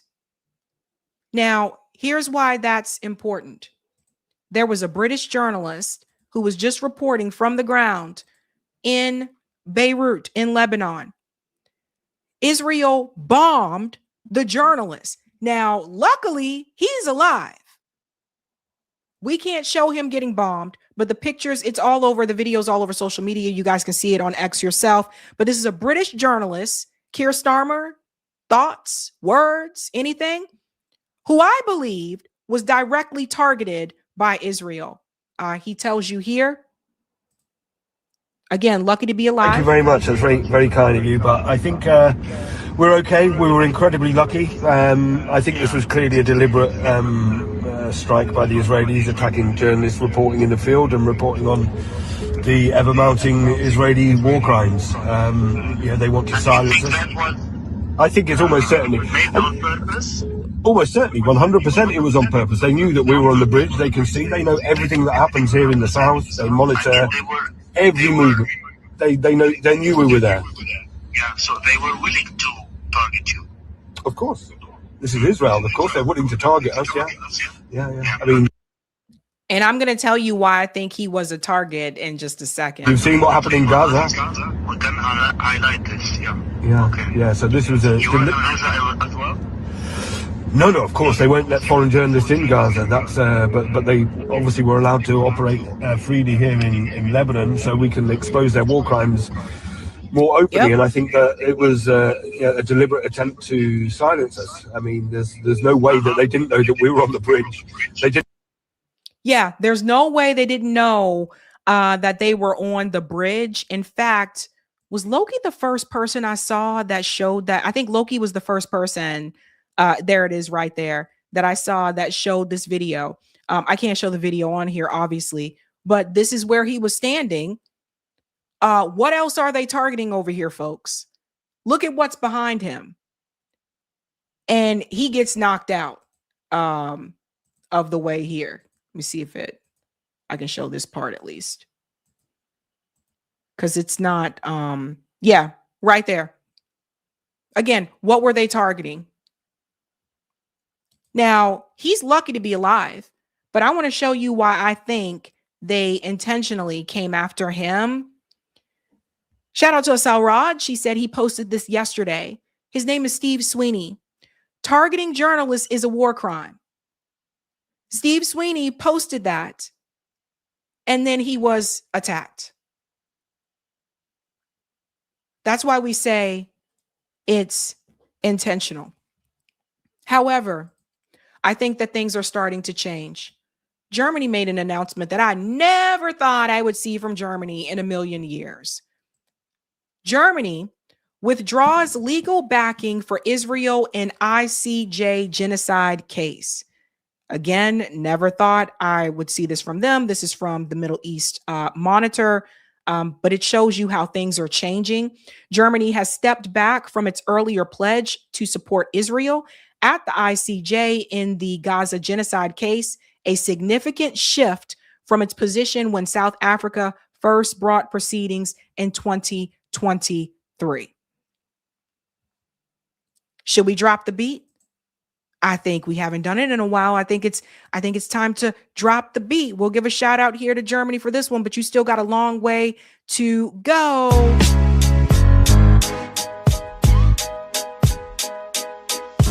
Drop the beat.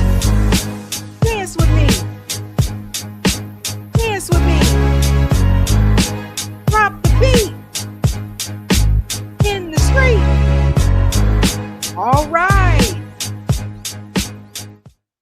All right. We're seeing some movement. There's still more that's needed, but we're seeing some type of movement. So it seems like Germany might be trying to stand for something, but there is more. Donald Trump did deliver a couple of statements Thursday morning. You guys got to see this one. The first one about the South Pars gas field. Israel, out of anger for what has taken place in the Middle East, has violently lashed out at a major facility known as South Pars gas field in Iran. A relatively small section of the whole has been hit. The U.S. knew nothing about this particular attack and the country Qatar was in no way, shape, or form involved with it, nor did it have any idea that it was going to happen. So let's go ahead and debunk that lie. Community Notes comes right in with the correction. Contrary to Trump's claim, the U.S. was informed of the plan ahead of time and had no issues with it, according to American and Israeli officials. So do you see how he just continued to lie after lie after lie? Then he goes on to say, unfortunately, Iran didn't know this or any of the pertinent facts pertaining to South Par's attack, and unjustifiably and unfairly attacked a portion of Qatar's LNG gas facility.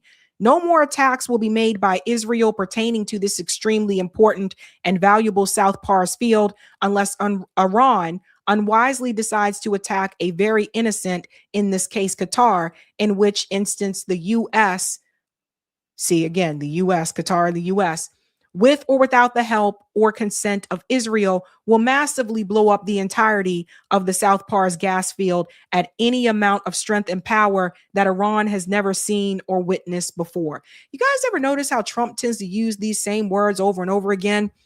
Never seen before, immense power. We're doing so well. We're doing so well. We're going to win big. Same type of rhetoric over and over coming from a liar. So he's lying through his teeth here. He did know about it. Of course he knew about it. And this is what he said when he was questioned about it at the briefing. Prime Minister Netanyahu about attacking the oil and gas fields. Yeah, I did. I told him don't do that, and he won't do that. We didn't discuss. You know, we do. We're independent. We get along great.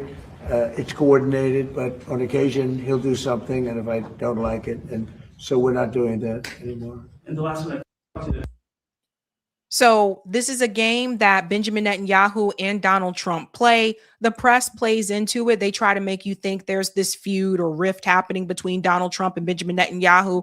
It's not. This is all a game. A lot of that is for entertainment to make you guys think, oh, he's pushing back on him in some way. No, this is all a part of the plan. He also went on to say this when questioned about the Iran war. And I actually can't believe he said this shit. But listen to it. Of course, no, Japan and US are very good friends. But one question, why didn't you tell US allies in Europe and Asia, like Japan, about the war before attacking Iran? So we are very confused. So he's asking, why didn't you tell the U.S. Asia allies about the war before you decided to attack Iran? Confused about we Japanese citizens. Well, one thing you don't want to signal too much. You know, when we go in, we went in very hard, and we didn't tell anybody about it because we wanted surprise. Who knows better about surprise than Japan? Okay, why didn't you tell me about Pearl Harbor? Okay, right? You know, he's asking me. No, you believe in surprise, I think, much more so than us. And we had to surprise him, and we did. And because of that surprise, we knocked out, the first 2 days, we probably knocked out 50% of what we, and much more than we anticipated doing. So if I go and tell everybody about it, there's no longer a surprise, right? Okay. I could not believe he said that. He actually brought up Pearl Harbor. Someone had a picture of her face or a close-up of her face. There's her face there when he said that. Yeah, he actually went there. Now, to go along with that, Benjamin Netanyahu had a press conference today, and we can get into, you know, whether or not you think this is real or not, or if it's AI, or if he's in front of a green screen, whatever. What's important is what's said here, because he really does expose himself and the United States. So he spoke first in Hebrew, and this is what he said in English. Of the Hormuz Straits and the Bab el-Mandeb Straits, in order to have the flow of oil, just have oil pipelines, gas pipelines, going west through the Arabian Peninsula, right up to Israel, right up to our Mediterranean ports, and you've just done away with the choke points for forever. That part is so important. Let me go back just a little bit because he reveals something here. What has to be done is to have alternative routes. Instead of going through the choke points of the Hormuz Straits and the Bab el-Mandeb Straits, in order to have the flow of oil, just have oil pipelines, gas pipelines going west through the Arabian Peninsula, right up to Israel, right up to our Mediterranean ports, and you've just done away with the choke points for forever. That is definitely possible. So I see that as a real change that will follow this this war. So, did everybody catch what was really said there? That tells you that this is not just about, obviously, it's not really about regime change. This isn't really about Iran building a nuclear weapon, which it never has really been. This isn't really about protest in Iran. This is about Israel wants to be able to have oil pipelines go through or underneath Iran for a faster route to Israel. I mean, they put all this out in the open. He really does put it out there. Now, I want to show you this part because people are asking, what about the journalists, the reporters? I think it's this guy that I want you guys to see something he said here, this question that he asked. Is fighting with Israel for a common goal to protect our future, to protect civilization against these barbarians. Next question, one question, Guy Azriel from... Again, watch the rhetoric. Everybody's a barbarian except for Israel and the United States. I-24 News. Thank you, Prime Minister. Guy Azriel, I-24 News. President Trump said today he did not like the Israeli strike on the Iranian gas fields. My question to you, was the president aware of Israel striking that gas field? Did you approve it? And please, if you may, do you see any signs that the Iranian regime is collapsing? And what assurances do you give the Israeli public that if it does stand on its feet, we will not see another wave of a war with Iran in maybe 5 or 10 years? Well, I'll say two things. Fact number one, Israel acted alone against the Slawiya gas compound. Fact number two, President Trump asked us to hold off on future attacks, and we're holding out. So you see, they all got the same script. Let's just say Israel acted alone, and here's Trump doing something great to tell them to stop or whatever. Guys, the United States, the Defense Department, and Donald Trump, the President of the United States, they are 100% synced in these decisions. This is the same type of bullshit they tried to do to us during the Biden administration and said Benjamin Netanyahu and Joe Biden have intense conversations and Biden's running out of patience. That's all a game. All of these people committed to this long ago. Honestly, many of them before you and I were even like adults or born. What do we see? What happens if are there any signs that the Iranian regime is cracking? A lot of signs. A lot of signs. I wish I could divulge all of them, but I see that. But will I tell you, will I commit right now that it's going to collapse?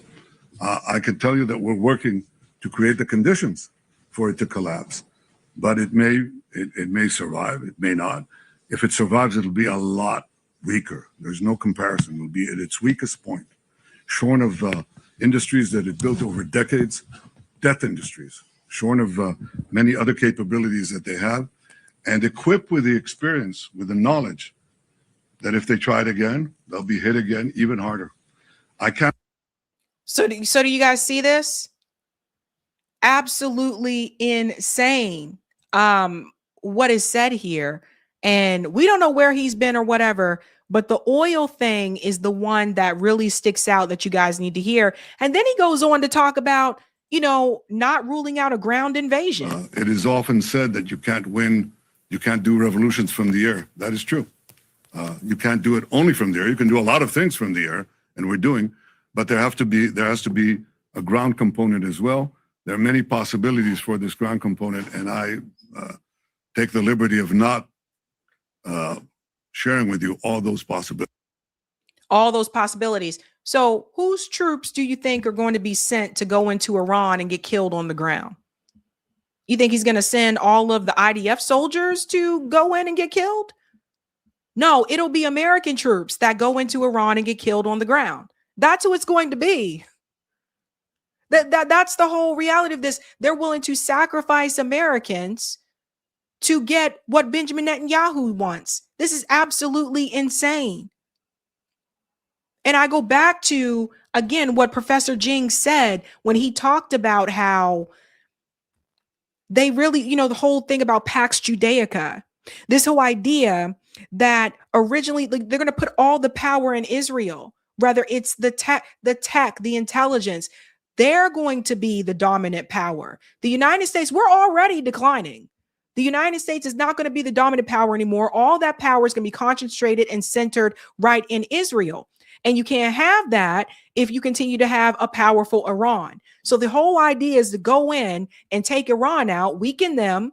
The people there will suffer, just like people in Syria are suffering right now. Don't get it twisted. Regime change does not help these people. Could be even possible that Iran could become another Libya. And I think we all know how that went. And all the power will be centered right in Israel. And all of us, no matter what color you are, we will all basically be slaves to these genocidal, evil monsters. Donald Trump, when questioned about ground troops as well, Donald Trump goes on to say, yeah, he doesn't care if it could turn into another Vietnam. In Iran, because the Iranian regime has told Sky News, if you put boots on the ground in Iran, it will be another Vietnam. Are you afraid of that? No, I'm really not afraid of anything. That's the president of the United States who told you he's not afraid of anything. This is absolutely disgusting, guys. Yes, that's why they moved the embassy to Jerusalem. Exactly. And Donald Trump did that his first presidential term. So here's the thing, guys. This is the person that people still trust and believe in, that they consider to be a hero and a leader and all this kind of stuff. These politicians are not heroes. Celebrities are not heroes. You are the hero. The hero is the person that you see in the mirror. The person in your community, those are the heroes. These people are just sellouts. And they just take it from the highest bidder. Donald Trump sold his soul a long time ago. I said the same thing during the Gaza genocide under the Biden administration. Joe Biden sold his soul a long time ago. These people sold out for the money and the wealth and the fame. And they're willing to sacrifice your kids, send them into Iran, get them killed so that they can just enjoy living a life of luxury. And when all shit hits the fan, all the billionaires, including Trump, who is one, they will go hide in their bunkers and we will be left here on earth to suffer. What will we do then?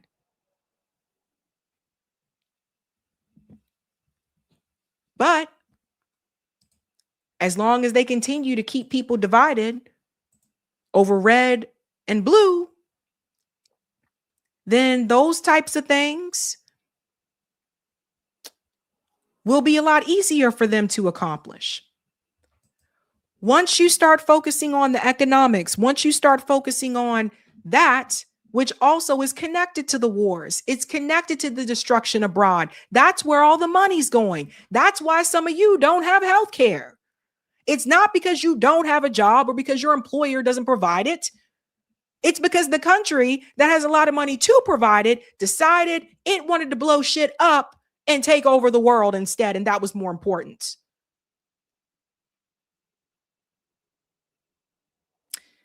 But some people are starting to see that they may have made a mistake with Donald Trump, including this woman who appears here at the gas station. If you could say something to President Trump and he was going to hear you right now, what would it be? You're a worthless pile of And you voted for him how many times? 3 times. That was my bad. Apparently, I'm an idiot.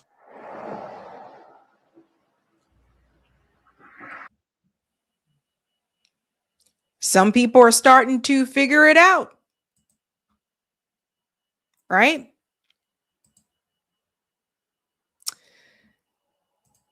I was actually surprised they aired that interview. But we can't put our hope and faith in politicians. We really have to put our hope and faith in each other. And we have to make our own communities better. Because I'm telling you, these bankers and their banker wars, the Epstein class, they will divide and conquer us all. So we got to get right. Got to stand for something, or else you'll fall for anything. Let's go to the next story. Eric, thank you. Let's go to some of the comments here, ladies and gents.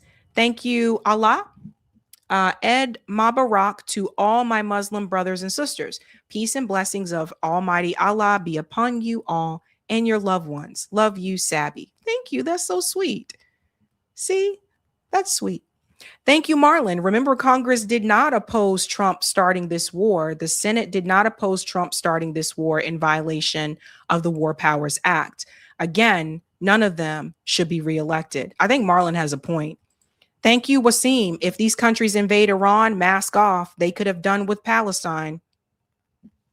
Thank you, Not the Cat. 10% of the global population owns 75% of all the wealth and resources.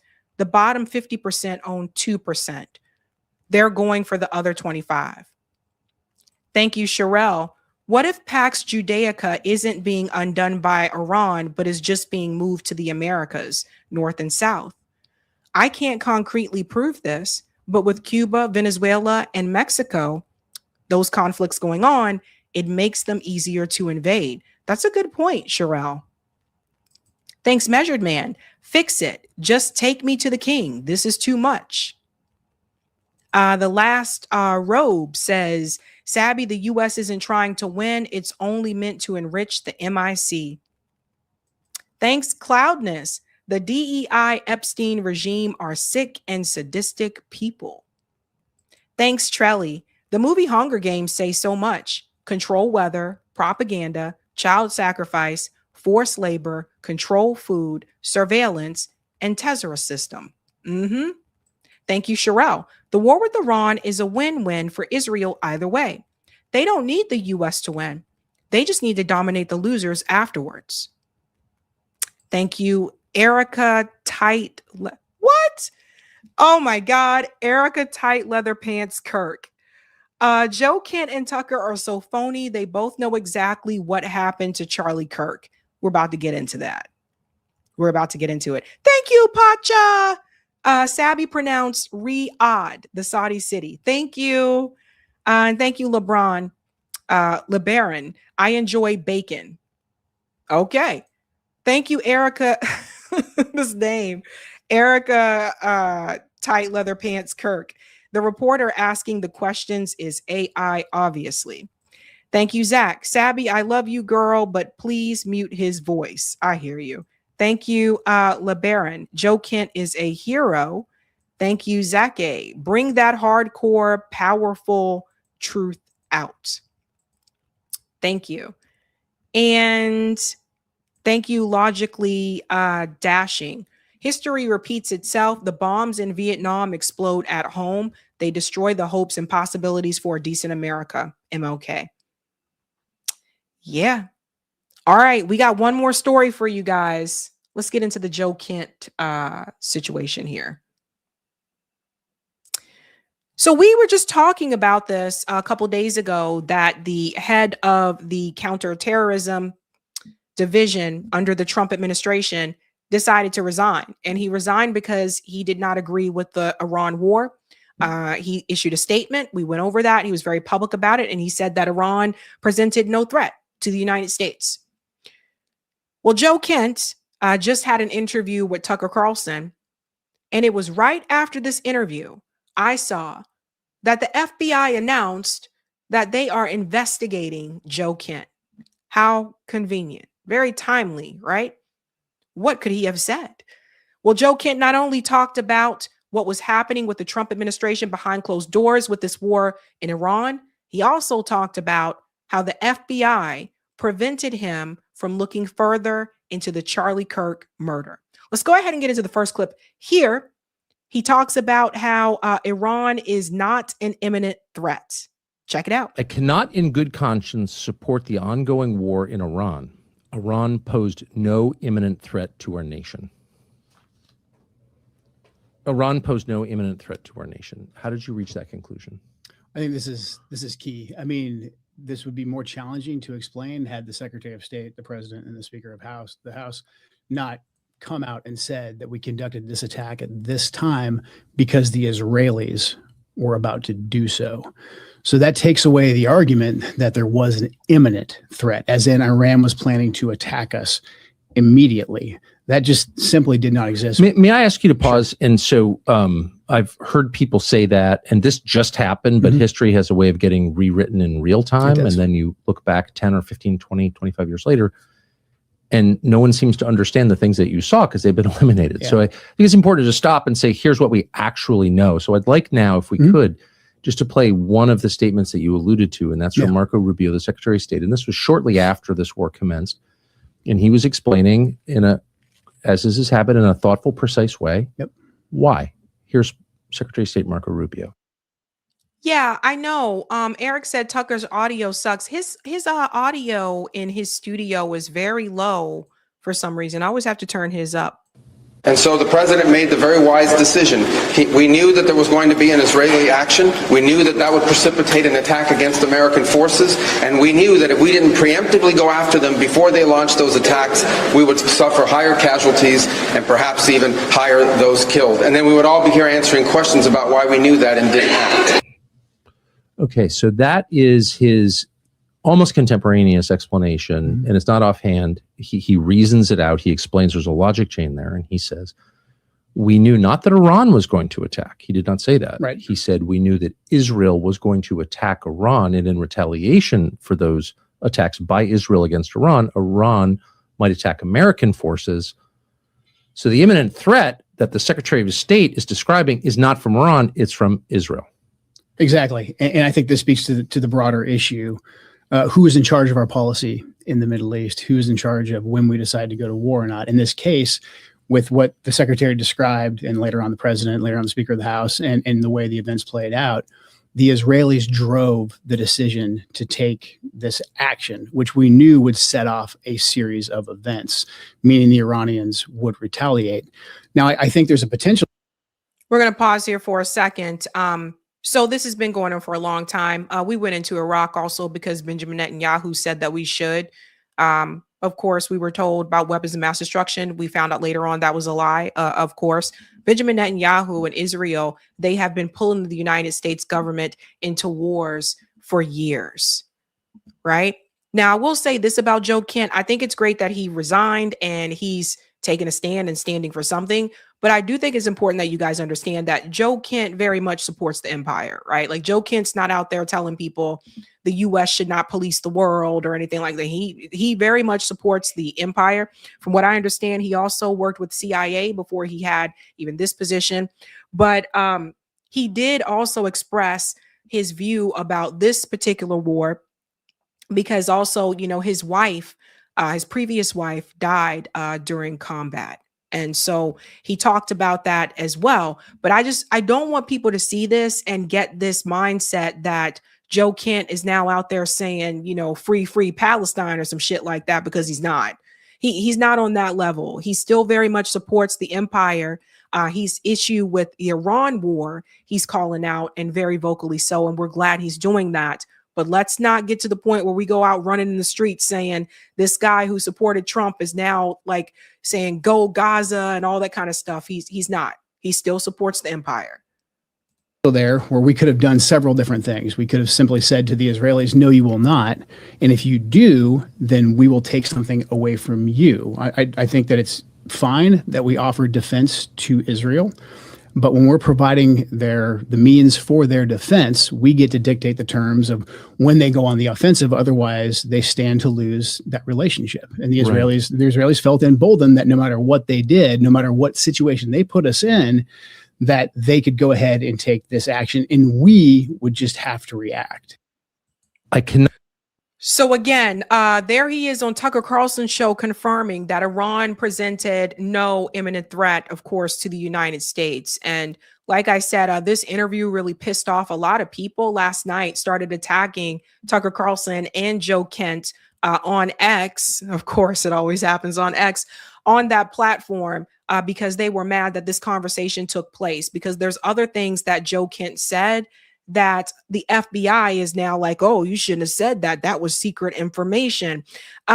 He goes on to say that Iran was nowhere near a nuclear bomb. So listen to this one as well. Was Iran on the verge of getting a nuclear weapon?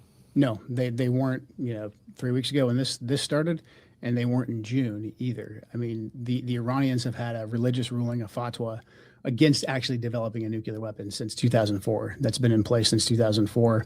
That's available in the public sphere. But then also we had no intelligence to indicate that fatwa was being disobeyed or it was on the cusp of being lifted. The Iranian strategy, it's actually pretty pragmatic. The Iranians are obviously aware of what's taking place in their region, and their strategy was to not completely abandon their nuclear program, because they saw what happened to Muammar Gaddafi in Libya. When he said, hey, I've got no more nukes, I'll do what you say, I'll give up my nukes. And we gave him the Nobel Peace Prize? Yeah, we So see, this is a perfect example of what happens when you go along with what the US and Israel want you to do. Gaddafi, like Barack Obama met with Gaddafi, smiled in his face, shook his hand, was like, yeah, let's agree to do this. Yeah, let's agree to do it. Yeah. And believe that the United States would do the right thing. He went along with that plan and say, okay, I won't do this. They killed him anyway. Again, what do a lot of these countries have in common? Again, in Libya, like, people were doing very well. Gaddafi didn't really want to rely on the West anymore, and he wanted to partner with other countries in Africa and say, hey, let's try to focus on our own economics and handle things right here so that we don't have to depend on the US or other Western countries for trade or anything like that. And apparently that was a bridge too far. From what I understand, I think Libya also had healthcare for everyone. You guys see the connection with all these countries that they tend to go after? Yeah. So Iran knows that. So Iran is like, yeah, we can't play that game, man. Regime changed him, and he was, executed by his own people in the most horrific way. Sodomized by a bayonet. Right. Okay. Yeah. So that's that's the lesson I think that the entire region took from that when Hillary Clinton. Unfortunately, that's what the neocon, neoliberal warmongers, that's the lesson that they showed everyone in the region. And then conversely, the Iranians also knew that if they came out and said, okay, we've got a nuke, whether they were bluffing or not, Saddam Hussein, Iraq right next door. So they kind of had he hung, I think. He was hung by his own people, after a bloody, war that's still essentially going on inside of Iraq. So the Iranians' position, when viewed from the lens of the region, was actually fairly pragmatic. They were preventing, themselves from developing a bomb, but they still wanted the ability. They wanted the ability to enrich. They wanted the ability to have some components so that they weren't completely stripped of it. And when we always assessed that they were either several months or a year, 2 years away from actually being able to develop a nuclear weapon. And that's not because the Iranians are stupid people. I think we can tell right now that the Iranians are anything but stupid. They had the ability, I think, that the brain power to actually develop one, or they could have simply traded a ton of oil with Pakistan or with someone else to actually get a nuclear weapon. They were not doing that. We had no intelligence to indicate that they were. No intelligence to indicate that they were at all. So, as we mentioned earlier on, similar to Iraq, this is another war that people were lied to about yet again. We have to go do this because of that. We have to fight them. We have to attack them because of this. The US has been doing this for a long time. They get into security breaches, which I thought people need to hear as well. Again, he's revealing quite a bit here. Insane security breaches exposed. So let's listen to what he said about what Netanyahu's team did to Donald Trump. Security that have been reported. One that was reported, and I can't say whether it's true. I'm only asking to see if you know that it is true. But it's been reported that Prime Minister Netanyahu's security detail was caught twice by Secret Service attaching some kind of device to the president's Secret Service emergency response vehicle. I don't know if that's true. Have you heard that? I've read it in the media. I don't know if that's true. Okay. I think the president and the vice president and several members of the cabinet going out to dinner in D.C. and the Code Pink protesters having a heads up about that to rent the table. And that's hard to do. They had to figure out where they rent the table. They had to kind of get the restaurant on board to a certain extent. To me, that's kind of almost like counting coup. It's a soft flex. It's a I can touch you whenever I want. It was Code Pink. They weren't going to do anything. We know they're just going to be kind of crazy and annoying. However, what does that mean? That means you've got real problems with your security detail. And then, a few weeks later, you have an armed police officer who's off duty, who's not part of the president's detail, come right up and shake the president's hand. And the guy's probably patriotic American, whatever. He probably just wanted to shake the president's hand legitimately. But that got a lot of publicity. And what does that mean? And the president, again, President Trump is very smart. I think President Trump has a gift for interpreting large sets of data. Yes. And making very, very key strategic decisions. So we have to push back here, right? So see what I said about how he still supports the empire? He's saying Donald Trump is very smart. No, well, a smart person wouldn't have gotten us into a war with Iran. But see, he's still, Donald Trump is bashing this guy out there on social media. They're all coming after him. But he's just like, well, Donald Trump is really smart. No, buddy, here we go. The president sees that he's got issues with his own security detail. When he sees what happened in Butler with the other assassination attempts, when he sees what happened with Charlie, I think it's reasonable to believe that somewhere in his head, he thinks that, maybe I don't have a choice. Maybe they could harm me or they could harm my family. And if they can't keep me safe, I believe the president deeply cares. I believe he's very courageous. I think if it was just a matter. See what I mean? See how he's saying Trump is courageous and all this type of stuff. So we have known before of Israel spying on the U.S. and spying on U.S. presidents as well. But this is what I was saying. I said, don't go out there calling people these heroes, because at the end of the day, he's still trying to protect himself. Now, again, this interview took place before it was announced that the FBI was going to investigate him. He also goes into what happened to Ali Laranjani, and he says that Ali Laranjani actually wanted peace. So this is Ali Laranjani here. He was just martyred by Israel, and like I told you before, he was one of the ones that was a little bit more willing to try to work things out. That are killed off, like we just killed. Ali Laranjani, who was a negotiator, who was eager to get us a deal. Again, look, I've got no love for the IRGC. I've got no love for the Iranians. But you've got to realize, just to be clear, if you want it to end, in case you're tuning in now, So did you hear clearly what he just said? No love for the IRGC, but also no love for the who? Who was a negotiator, who was eager to get us a deal. Again, look, I've got no love for the IRGC. I've got no love for the Iranians. You hear that? So this is what I was talking about. He's making it very clear. Yes, I'm coming forward and letting people know that they were no threat to the U.S. We should not have gone into this war. But at the same time, I have no love for the Iranians. See, he still supports the empire. That's what I was trying to explain to people. But let's continue. But you've got to realize, just to be clear, if you want it to end, in case you're tuning in now, you fought their proxies. I fought their proxies. I mean, I put countless of them in flex cuffs or much worse. I've gone after the Iranians. I was in, specialized outfits that went after the Iranians and their proxies. These are very serious people. They're not, supermen by any means. They're humans, but they're serious. And if you give the IRGC a reason to take more control and they get support from the people, because again, you kill off the Ayatollah, they can say, hey, the last guy was too moderate. Look at what it got us. Give us more control. I get it. And the Iranian people are going to be like, well, actually, yeah, I don't like getting bombed by the Americans and the Israelis. Maybe we do need to listen to the IRGC. So a lot of these, the points that you're making, I think are insightful, but they're also pretty obvious if you kind of game it out for 10 seconds. Yeah.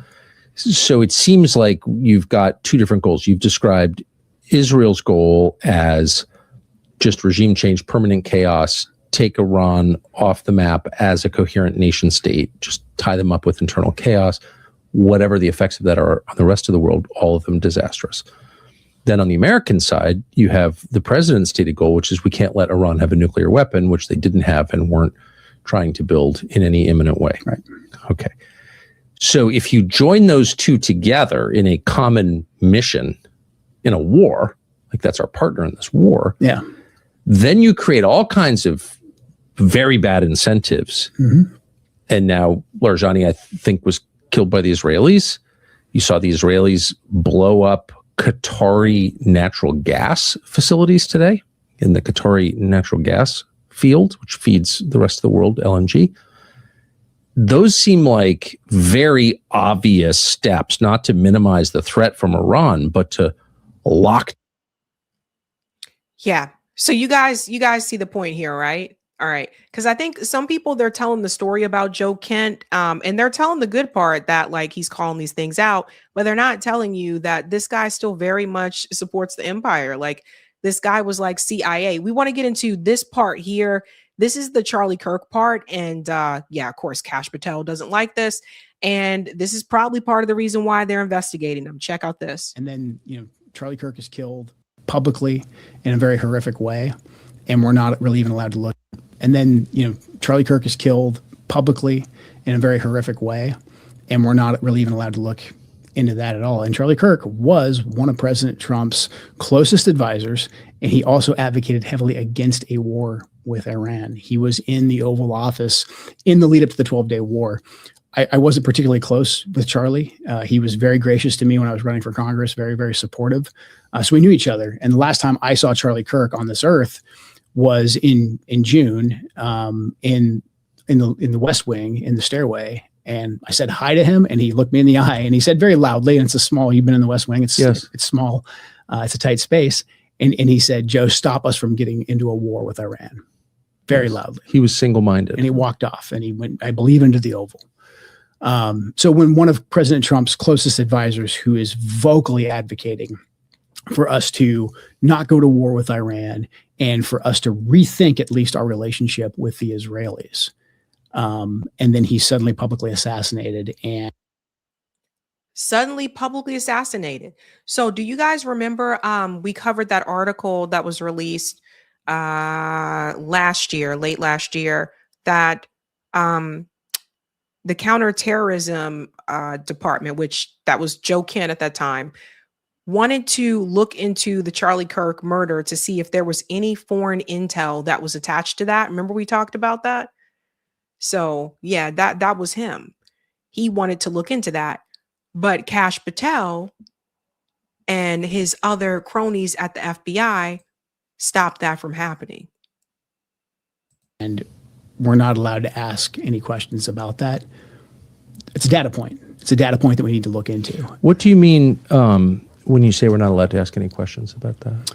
We've been told that this individual, Robinson, is a lone gunman, and maybe he is.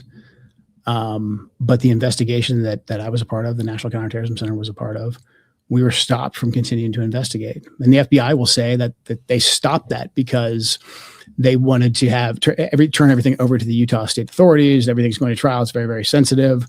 But there was still a lot for us to look into that I can't really get into. But there was still linkage for us to investigate that we need. He said there was still a lot for them to look into.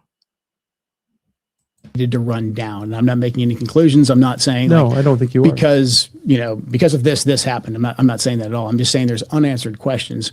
We know the pressure because of the text messages that have been made public, that Charlie was under a lot of pressure from a lot of pro-Israel donors. And again, we know Charlie was advocating to President Trump against this war with Iran.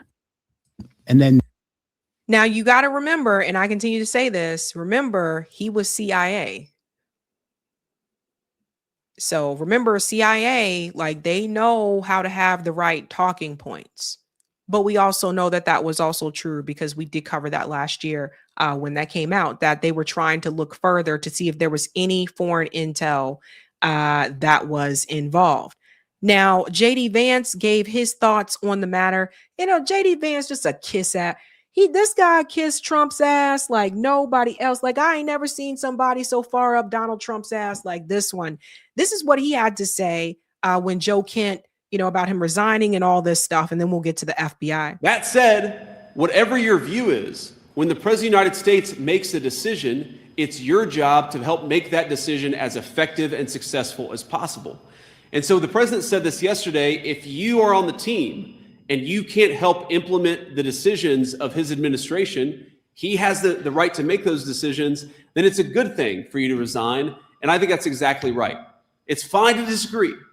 But once the president makes a decision, it's up to everybody who serves in his administration to make it as successful as possible. That's how I do my job. And I think that's how everybody in the administration should do their job too. So according to J.D. Vance, whatever the president says to do, you should go along with it just because. I mean, we literally have a psycho in the White House who has the ability to put his thumb on the nukes. But just go along with it because the president says it. So here we go, right? So after I saw that interview with Tucker Carlson, then I saw this from the Laura Ingraham came through. You guys know how she can be. I saw this special announcement here from Laura Ingraham. So let me go ahead and bring this in here. Again, the timing is something else. A moment ago, sources are saying that Joe Kent, the former director of the United States National Counterterror Center, this is from Semaphore, he just resigned. He's now under FBI investigation for allegedly leaking classified information. And the investigation predates his departure. Congressman, your reaction to that tonight? Wow. Well, there's a lot there, and I think that we need to let this investigation play out, but we shouldn't tolerate any leakers in the administration, particularly regarding classified national security interests and information. So we'll let this play out and see where it goes. But if he was leaking, he ought to be held accountable just like anybody else would be.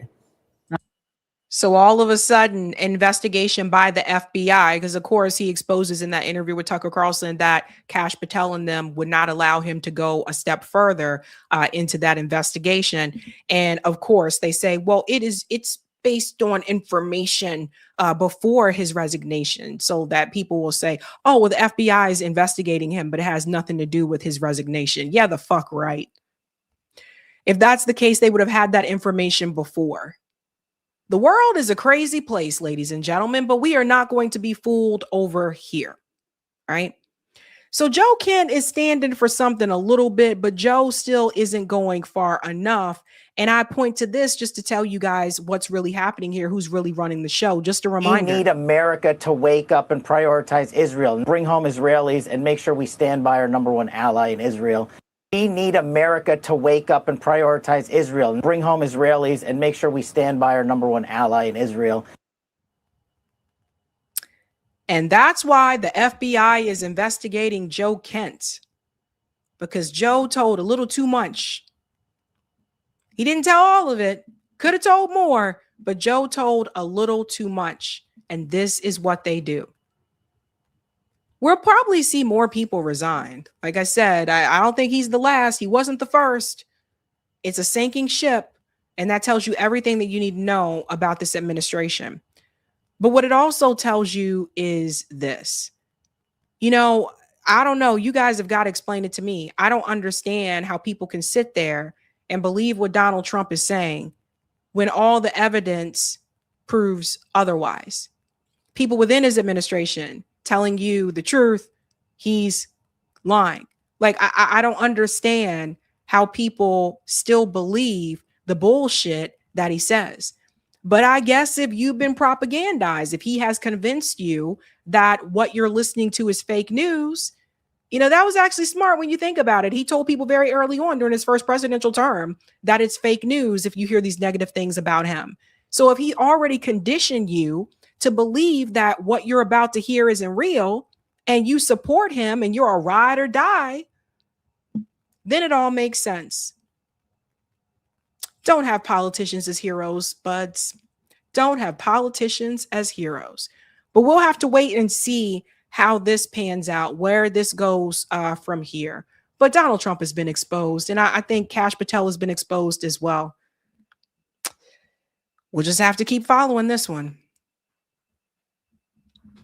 All right.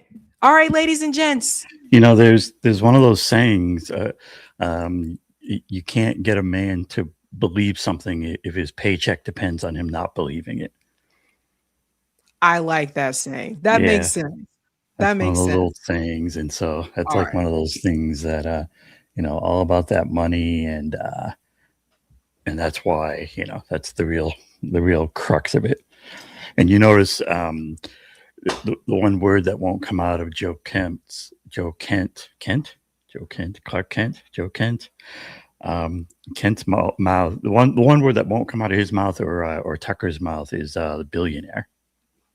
Right, of course. Oh, of course. And the whole system works. Of course.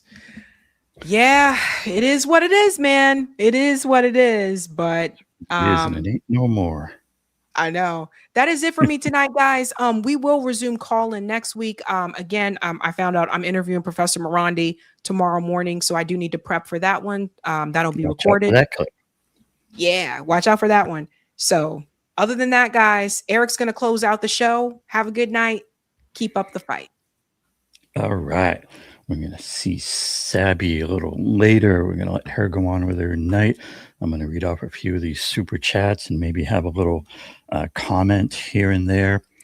You know, one of the things I always like to try to just put out there is that, you know, yes, you know, we need to be talking about Israel and how, you know, like we've got Kash Patel out there saying, you know, we've got to look after Israel but you know, Israel is a problem. You know, Israel definitely needs to be looked at, but then I think it's really important then to always take the next step up the chain of power. Like Israel's not a power unto itself, right? Israel is a power because it has backing from billionaires. There's a set of billionaires out there that Israel is their big project. You know, I think there's even some of them that are true believers in the whole Israel and even the biblical things and whatnot. And the way our society and our world operates right now is that if a billionaire has it, you know, their whim that they want to do something or make something happen, then they have a lot of power and influence to make that happen. The real challenge, you know, for us is to get, you know, to have the clear demands to say that we recognize what's happening here in this world, and that we understand that this is about money and power. These wars are about money and power. I mean, the whole war thing and the oil is interesting too. I think my theory as to, like, you know, so Israel pushed this a little too far for like Trump's and some, you know, in terms of hitting that oil field, because that's going to mess up the oil market. Now, Bibi doesn't care. Bibi wants this to be a big war. And if the economy's collapsed, you know, Bibi's fine with that because he's just trying to stay out of jail, stay alive, keep his grip going. But Trump cares about, you know, the world economy. And you're going to have a set of billionaires who don't necessarily profit directly from the war, but they do profit from the economy, like the bankers, the Silicon Valley, even big pharma. And so I think what happened was that these oil fields started getting blown up, and then some of those billionaires started making some phone calls, and you know, Trump has to take the phone calls not only from Miriam Allison, who will always be do for Israel, but he also, I think, has to take phone calls from the other billionaires, the big bankers, Goldman Sachs type billionaires, even Silicon Valley to some extent. And, you know, I think he got billionaires in both of his ears, one saying war, and one saying keep it down to a dull roar. We got money to make in the markets, in our businesses. And I feel like a lot of what happens is downstream from billionaire infighting. So then, you know, what it comes down to, in fact, this hits on one of the chats that came in that I wanted to hit. Yeah.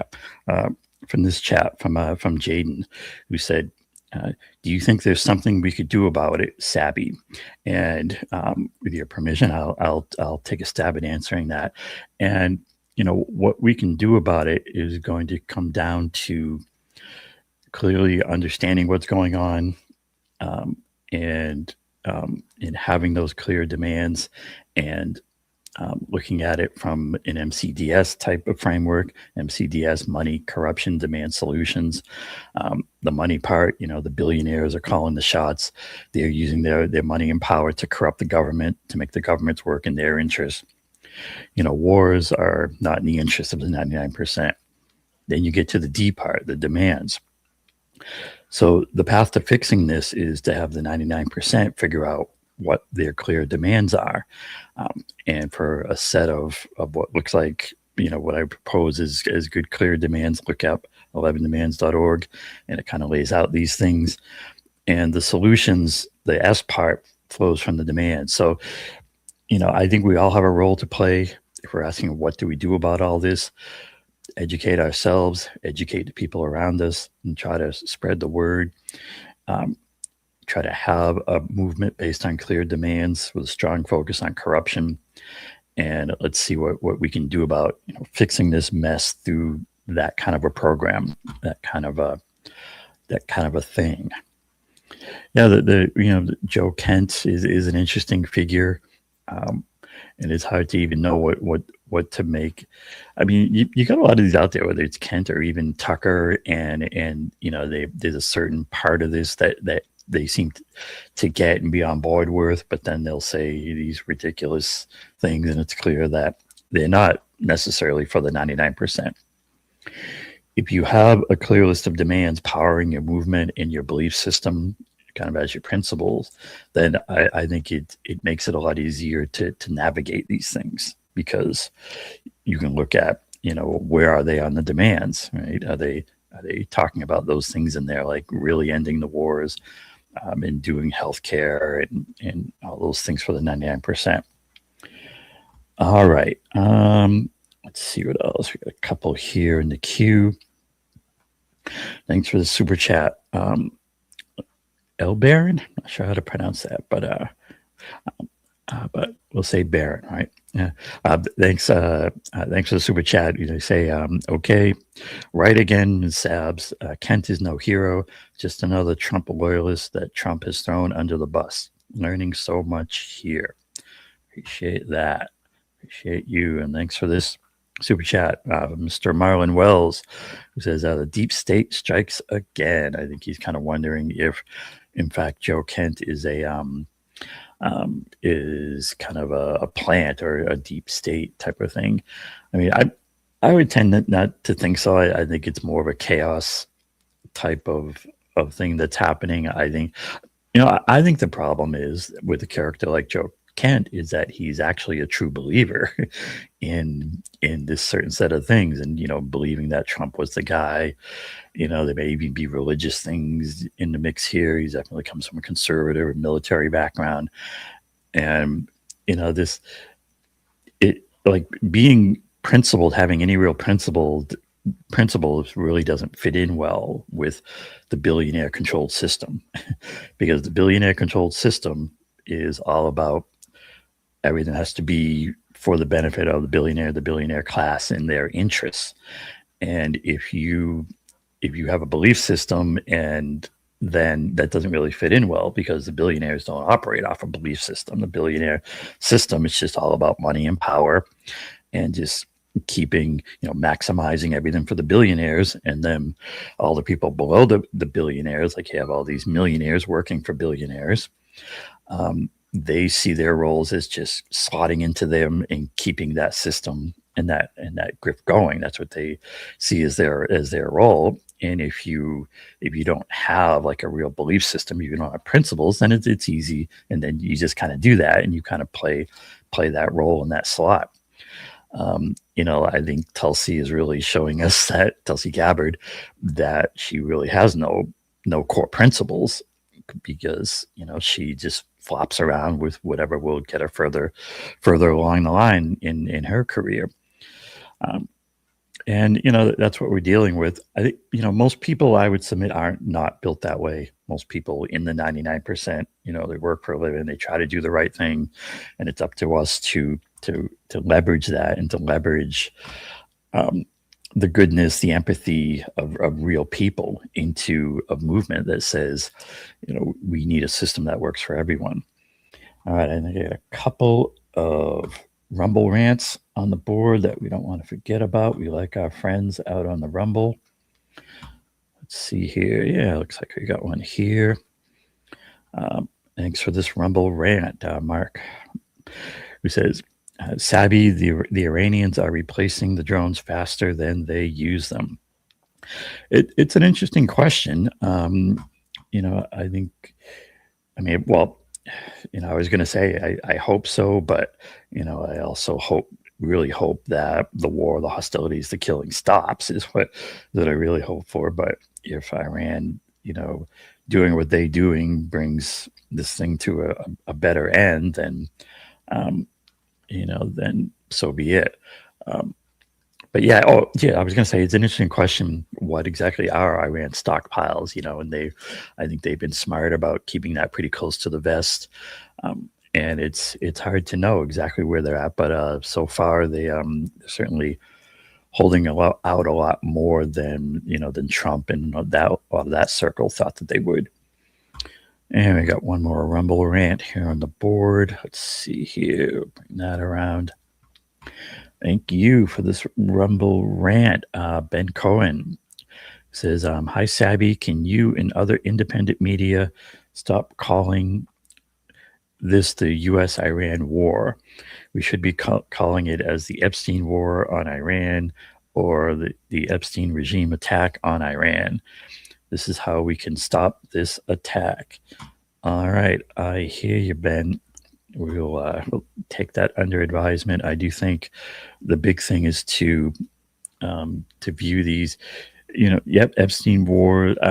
The thing that I would put in would be, billionaire wars. They used to call them bankers' wars. But to me, that's the main thing is to keep that focus on where the real power is. The real power is in those that have the money and the power, and the top of that pyramid are those billionaires. And and just in closing here, I'll just say have clear demands. So when we talk about the wars, the clear demand is end the wars. We look at why that's happening. Why aren't they ending? It's because our government is thoroughly corrupt. That's both parties, and the road to ending that is a real movement with those clear demands and the corruption. Have that focus on the corruption. And if we do that, we can get our stuff together. I'll say we have a shot at getting somewhere. So we're going to keep talking about that here on this show. Thanks all for watching, continuing to watch, and for your comments. Sorry we couldn't get in the Zoom Hangout call-in tonight. We'll shoot for it next Tuesday.